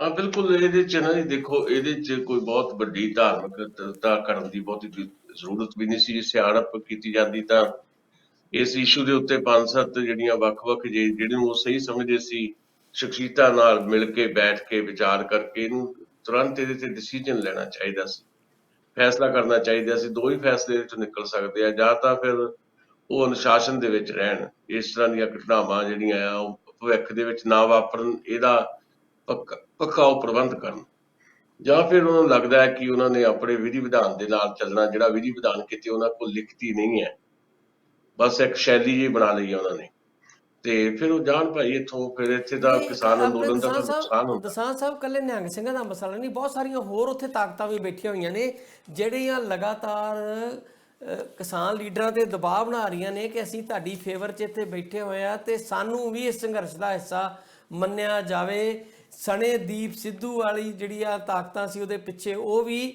ਤੇ ਲੱਖੇ ਹਰੀ, ਉਹ ਵੀ ਕਿਤੇ ਨਾ ਕਿਤੇ ਕੋਈ ਇੱਕ ਇਹੋ ਜਿਹਾ ਉਹਨਾਂ ਨੇ ਇੱਕ ਬਣਾਇਆ ਸੀ ਮਾਹੌਲ ਕਿ ਅਸੀਂ ਵੀ ਇਸ ਮੂਵਮੈਂਟ ਦਾ ਹਿੱਸਾ ਹਾਂ, ਸਾਨੂੰ ਜਿਹੜੀ ਆ ਬਣਦੀ ਜਗ੍ਹਾ ਦਿੱਤੀ ਜਾਵੇ। ਜਿਹੜੀਆਂ ਕਿਸਾਨ ਜਥੇਬੰਦੀਆਂ ਨੇ ਕਿਹਾ ਨਹੀਂ, 32 ਜਥੇਬੰਦੀਆਂ ਨੂੰ ਲੀਡ ਕਰ ਰਹੀਆਂ ਉਹੀ ਕਰਨਗੀਆਂ, ਅਸੀਂ ਇਹ 'ਚ ਖਿਚੜੀ ਨਹੀਂ ਬਣਾਉਣੀ, ਤਰਲਾ ਗੋਬਲਾ ਨਹੀਂ ਕਰਨਾ, ਉਹਦੇ ਨਾਲ ਸਾਡਾ ਨੁਕਸਾਨ ਹੋ ਸਕਦਾ। ਯਾਨੀ ਕਿ ਕੁਝ ਇੱਕ ਤਾਕਤਾਂ ਐਸੀਆਂ ਨੇ ਜਿਹੜੀਆਂ ਸ਼ਹਿ ਲਾ ਕੇ ਬੈਠੀਆਂ ਹੋਈਆਂ ਨੇ ਕਿ ਕਿਸਾਨ ਅੰਦੋਲਨ 'ਚ ਘੁੱਸ ਕੇ ਤੇ ਅਸੀਂ ਉਹਨੂੰ ਕਿੱਦਾਂ ਖਰਾਬ ਕਰ ਸਕਦੇ ਹਾਂ।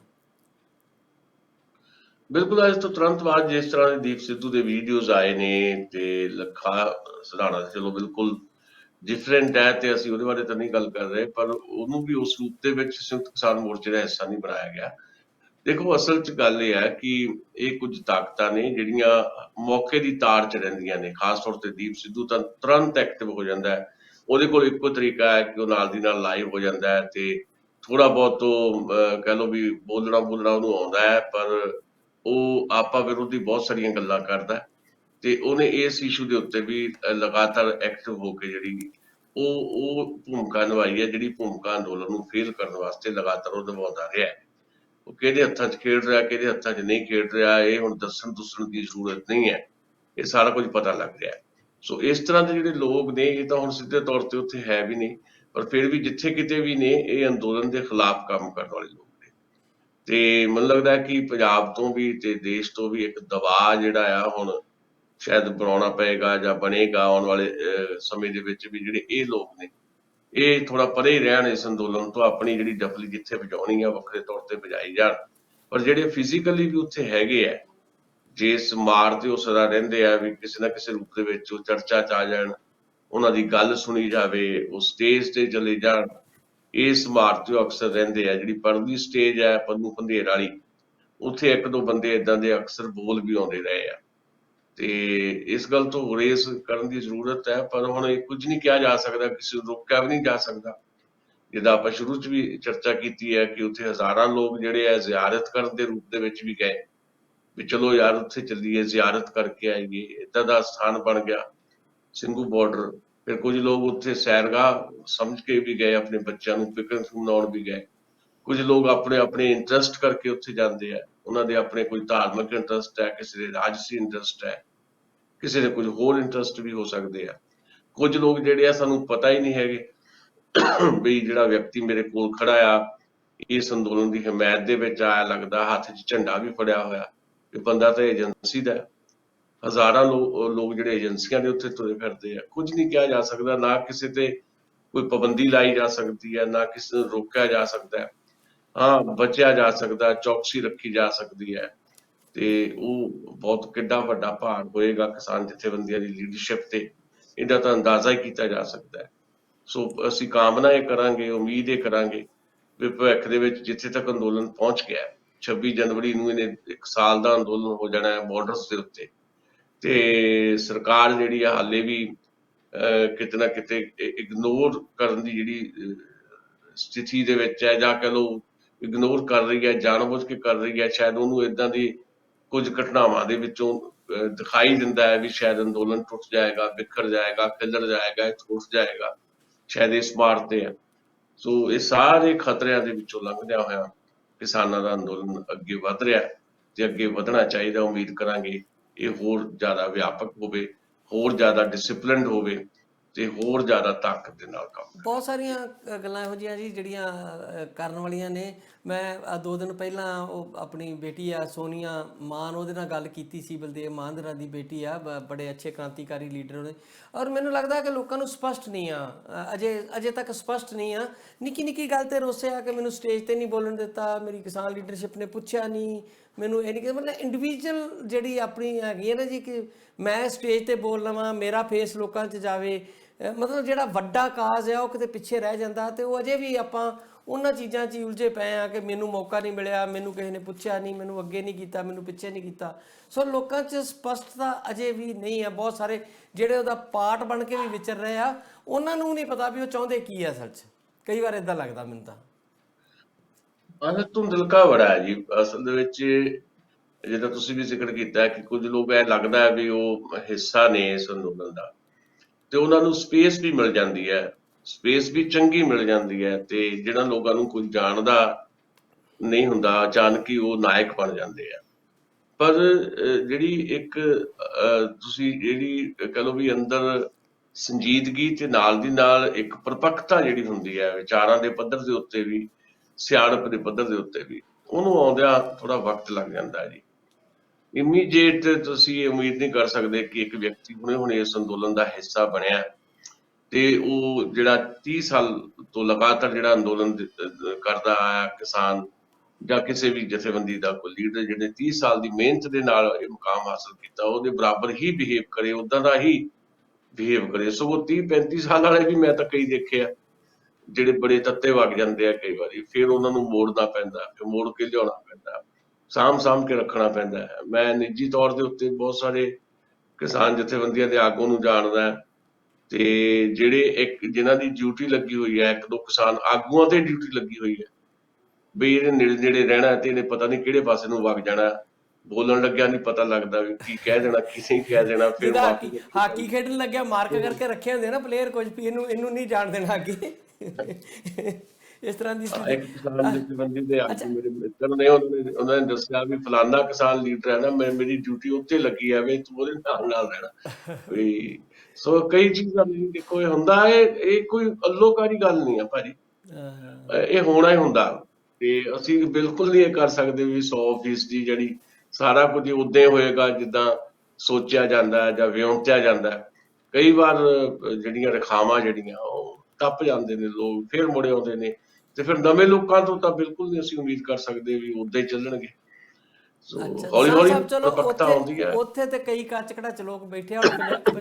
ਪੰਜਾਬ ਦੇ ਚੁਣੇ ਹੋਏ 117 ਸਿਆਣਿਆਂ ਦੀ ਗੱਲ ਕਰ ਲਈਏ, ਬੜਾ ਜ਼ੋਰ ਸ਼ੋਰ ਨਾਲ ਇੱਕ ਧਾਕੜ ਸਿਆਸਤਦਾਨ ਨੂੰ ਲਾਂਭੇ ਕਰਕੇ ਕੁਝ ਲੋਕ ਅੱਗੇ ਆਏ ਸੀਗੇ, ਪਰ ਉਹਨਾਂ ਦਾ ਜੋਸ਼ ਲੱਗਦਾ ਥੋੜੇ ਜਿਹੇ ਦਿਨਾਂ 'ਚ ਹੀ ਠੰਡਾ ਪੈ ਗਿਆ। ਲੋਕਾਂ ਨੂੰ ਬੜੀ ਉਮੀਦ ਸੀ ਕਿ ਇੱਕ ਵਿਧਾਨ ਸਭਾ ਦਾ ਫੌਰੀ ਇਜਲਾਸ ਹੋਏਗਾ, ਜਿਹੜੇ ਬਿਜਲੀ ਸਮਝੌਤੇ ਰੱਦ ਹੋ ਜਾਣਗੇ, ਬੇਅਦਬੀ ਮਾਮਲੇ ਤੇ ਤੱਟ ਫੱਟ ਕਾਰਵਾਈ ਸ਼ੁਰੂ ਹੋ ਜਾਏਗੀ ਤੇ ਨਾਲ ਦੀ ਨਾਲ ਕਿਸਾਨ ਬਿੱਲ ਜਿਹੜੇ ਆ ਪੰਜਾਬ ਅਸੈਂਬਲੀ ਵੱਲੋਂ ਰੱਦ ਕਰ ਦਿੱਤੇ ਜਾਣਗੇ। ਬਹੁਤ ਕੁਝ ਗੱਲਾਂ ਕਹੀਆਂ ਗਈਆਂ ਸੀਗੀਆਂ ਤੇ ਹੁਣ ਉਹ ਸਾਰਾ ਕੁਝ ਹੀ ਕਿਤੇ ਲੱਗਦਾ ਕਿ ਹੌਲੀ ਪੁਰਾਣੀਆਂ ਲੀਹਾਂ ਤੇ ਆ ਗਿਆ। ਤੇ ਨਾ ਹੀ ਕੋਈ ਗੱਲ ਕਰ ਰਿਹਾ ਕਿ ਵਿਧਾਨ ਸਭਾ ਦਾ ਸੈਸ਼ਨ ਕਿੱਦਣ ਹੋਣਾ ਆ। ਮੀਟਿੰਗਾਂ ਆਪੋ 'ਚ ਕਰੀ ਜਾਂਦੇ ਆ। 7 ਘੰਟੇ ਹੁਣ ਨਵਜੋਤ ਸਿੱਧੂ ਨਾਲ ਤੁਸੀਂ ਵੀ ਖਬਰ ਭੇਜੀ ਆ ਕਿ ਚੱਲਦੀ ਰਹੀ ਆ ਮੀਟਿੰਗ ਰਾਤੀ 8 ਵਜੇ ਤੋਂ ਲੈ ਕੇ ਸਵੇਰੇ 3 ਵਜੇ ਤੱਕ। ਤੇ ਕਿਹੜੇ ਮਸਲੇ ਵਿਚਾਰੇ ਗਏ ਤੇ ਉਹਨਾਂ ਮਸਲਿਆਂ ਦੇ ਉੱਤੇ ਕੀ ਉਹ 'ਚ ਪਲਾਨ ਬਣਾਇਆ ਗਿਆ, ਕੋਈ ਚੀਜ਼ ਸਪਸ਼ਟ ਨਹੀਂ ਹੋ ਰਹੀ ਲੋਕਾਂ ਨੂੰ। ਦੂਜੇ ਪਾਸੇ 2 ਦਿਨ ਬੜੇ ਜੋਸ਼ੋ ਖਰੋਸ਼ ਨਾਲ ਗੱਲ ਚੱਲੀ ਸੀਗੀ ਕਿ ਬਾਰਡਰ ਦੇ ਉੱਤੇ ਜਿਹੜੀ BSF ਨੂੰ ਇਹਨਾਂ ਨੇ ਏਰੀਆ ਵਧਾ ਦਿੱਤਾ, ਉਹਦੇ ਨਾਲ ਪੰਜਾਬ ਦਾ ਬੜਾ ਨੁਕਸਾਨ ਹੋ ਜਾਣਾ, ਬਹੁਤ ਜ਼ਿਆਦਾ ਕ੍ਰਿਟਿਸਿਜ਼ਮ ਹੋਇਆ। ਤੇ ਚੰਨੀ ਸਾਹਿਬ ਕਹਿੰਦੇ ਅਸੀਂ ਕੈਬਨਿਟ ਦੀ ਮੀਟਿੰਗ ਸੱਦਾਂਗੇ ਇਸ ਮਾਮਲੇ ਤੇ, ਕਰਾਂਗੇ ਗੱਲ, ਕੋਈ ਗੱਲ ਨਹੀਂ, ਅਜੇ ਕੋਈ ਟਾਈਮ ਹੈ ਸਾਡੇ ਕੋਲ। ਮਤਲਬ ਲੋਕ ਜਿਹੜੀਆਂ ਉਮੀਦਾਂ ਲਾ ਕੇ ਬੈਠੇ ਸੀਗੇ ਉਹਨਾਂ ਵਾਲੇ ਪਾਸੇ ਕੋਈ ਕਦਮ ਪੁੱਟਿਆ ਨਹੀਂ ਲੱਗਦਾ। ਹੋਰ ਖਬਰਾਂ ਆ ਰਹੀਆਂ ਨੇ ਕਿ ਬਿੱਲ ਮਾਫ ਕਰ ਦਿੱਤੇ ਗਏ, ਨਿੱਕੀਆਂ ਅਜੀਬੋ ਗਰੀਬ ਦੀਆਂ ਗੱਲਾਂ ਸਵਾਏ ਖਬਰਾਂ ਆ ਰਹੀਆਂ ਨੇ ਜਿਹੋ ਜਿਹੀ ਲੋਕ ਚਾਹੁੰਦੇ ਨੇ। ਮੈਨੂੰ ਨਹੀਂ ਪਤਾ ਕਿ ਉਹ ਲੀਗਲ ਆ ਕਿ ਇਲੀਗਲ ਆ, ਜਿਹੜੀ ਰਾਜਾ ਵੜਿੰਗ ਕਰ ਰਿਹਾ ਲਗਾਤਾਰ, ਉਹਦੇ ਵੱਲ ਲੋਕਾਂ ਦਾ ਜ਼ਰੂਰ ਧਿਆਨ ਲੱਗਾ ਹੋਇਆ ਕਿ ਇੱਕ ਵਿਅਕਤੀ ਕੰਮ ਕਰਦਾ ਨਜ਼ਰ ਆ ਰਿਹਾ ਕਿਤੇ ਨਾ ਕਿਤੇ। ਬਾਕੀ ਚੰਨੀ ਸਾਹਿਬ ਦੀਆਂ ਤਾਂ ਖਬਰਾਂ ਇਹੋ ਜਿਹੀਆਂ ਆਉਂਦੀਆਂ ਨੇ, ਅੱਜ ਉਹਨਾਂ ਰੋਕ ਕੇ ਮੁੰਡੇ ਕੁੜੀ ਚੂੜੇ ਵਾਲੀ ਨੂੰ ਸ਼ਗਨ ਪਾਤਾ, ਕਿਤੇ ਉਹ ਜਲੇਬੀਆਂ ਦਾ ਲੰਗਰ ਲੱਗਾ ਸੀ ਤੇ ਜਲੇਬੀਆਂ ਖਾ ਲੀਆਂ, ਕਦੀ ਉਹ ਕੈਪਟਨ ਸਾਹਿਬ ਨਾਲ ਡਿਨਰ ਕਰ ਆਏ, ਤੇ ਦੂਜੇ ਪਾਸੇ ਨਵਜੋਤ ਸਿੱਧੂ ਤਗੜੇ ਹੋ ਕੇ ਚਿੱਠੀਆਂ ਹੀ ਲਿਖੀ ਜਾਂਦੇ ਆ। ਕੋਈ ਸਮਝ ਨਹੀਂ ਲੱਗਦੀ ਕਿ ਜਿਹੜੇ 117 ਸਿਆਣੇ ਆਪਾਂ ਸਾਰੇ ਪੰਜਾਬੀਆਂ ਚੋਂ ਸਿਆਣੇ ਚੁਣ ਕੇ ਘੱਲੇ ਆ, ਉਹ ਕੀ ਕਰ ਰਹੇ ਆ?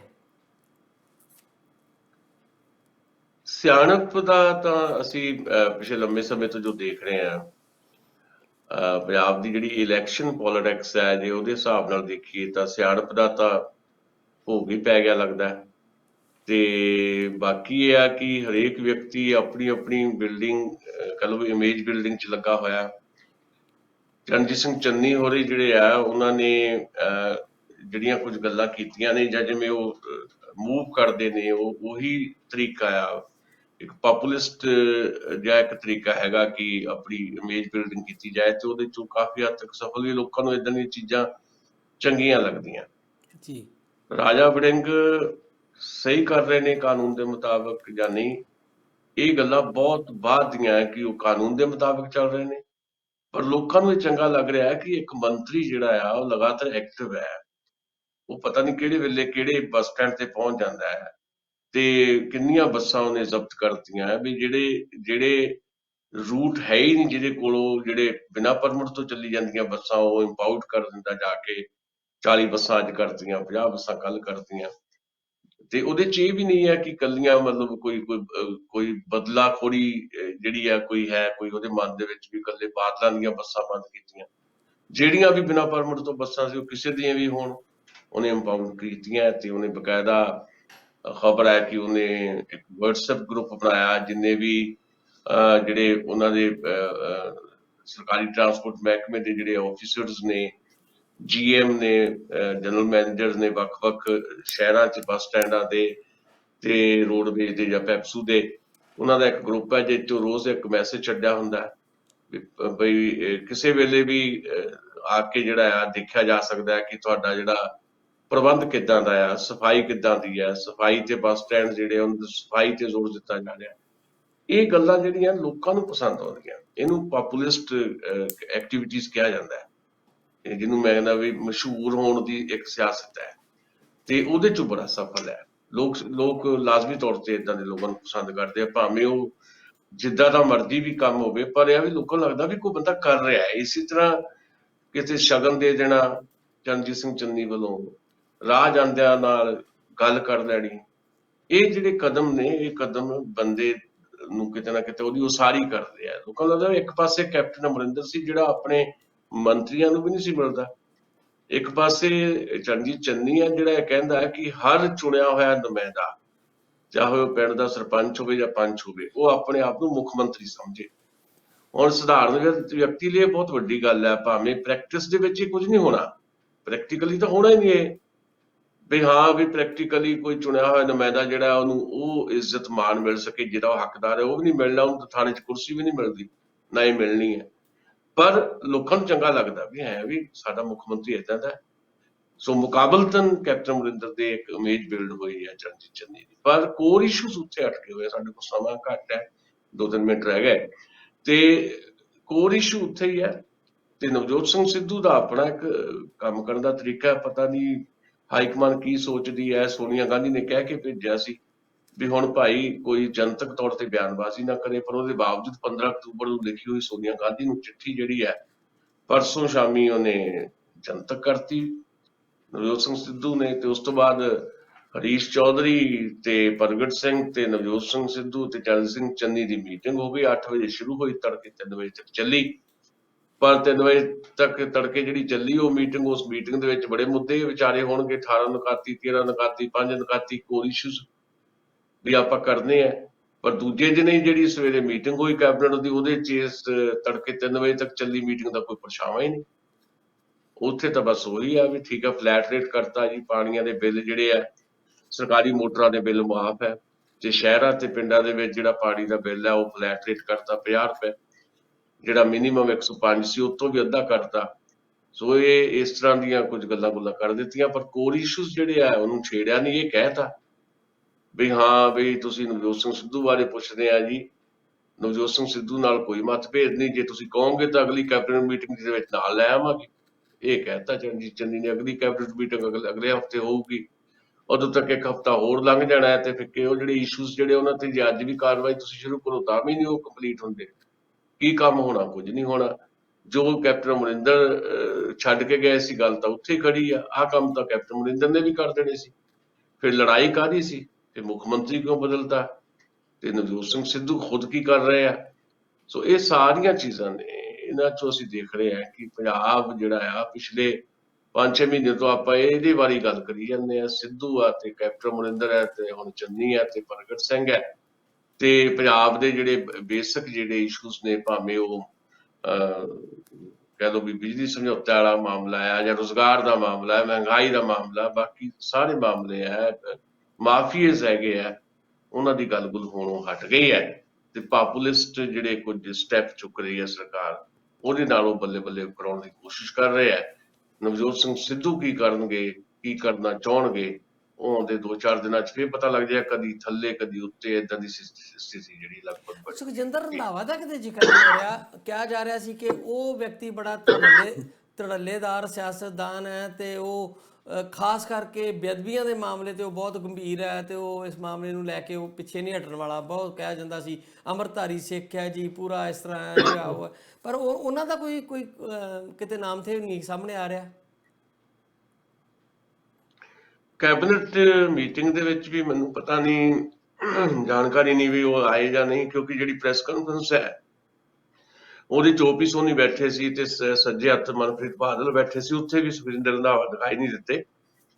ਸੋ ਨਾ ਹੀ ਉਹਨਾਂ ਦਾ ਕੋਈ ਕਿਸੇ ਕਿਸਮ ਦਾ ਬਿਆਨ ਹੈ। ਉਹਨਾਂ ਦਾ ਪਰਸੋਂ ਇੱਕ ਬਿਆਨ ਸੀਗਾ ਸੁਖਜਿੰਦਰ ਰੰਧਾਵਾ ਦਾ, ਉਹਨਾਂ ਨੇ ਕਿਹਾ ਵੀ ਅਸੀਂ ਜਿਹੜੇ ਬਾਰਡਰਸ ਦੇ ਜਿਹੜੇ ਸਾਡੇ ਡਿਸਟ੍ਰਿਕਟ ਹੈਗੇ ਆ, ਉੱਥੇ ਅਸੀਂ ਜਿਹੜੀ ਪੰਜਾਬ ਪੁਲਿਸ ਹੈ ਉਹਨੂੰ ਹੋਰ ਜ਼ਿਆਦਾ ਆਧੁਨਿਕ ਹਥਿਆਰ ਦੇਵਾਂਗੇ, ਉਹਨੂੰ ਮਜ਼ਬੂਤ ਕਰਾਂਗੇ।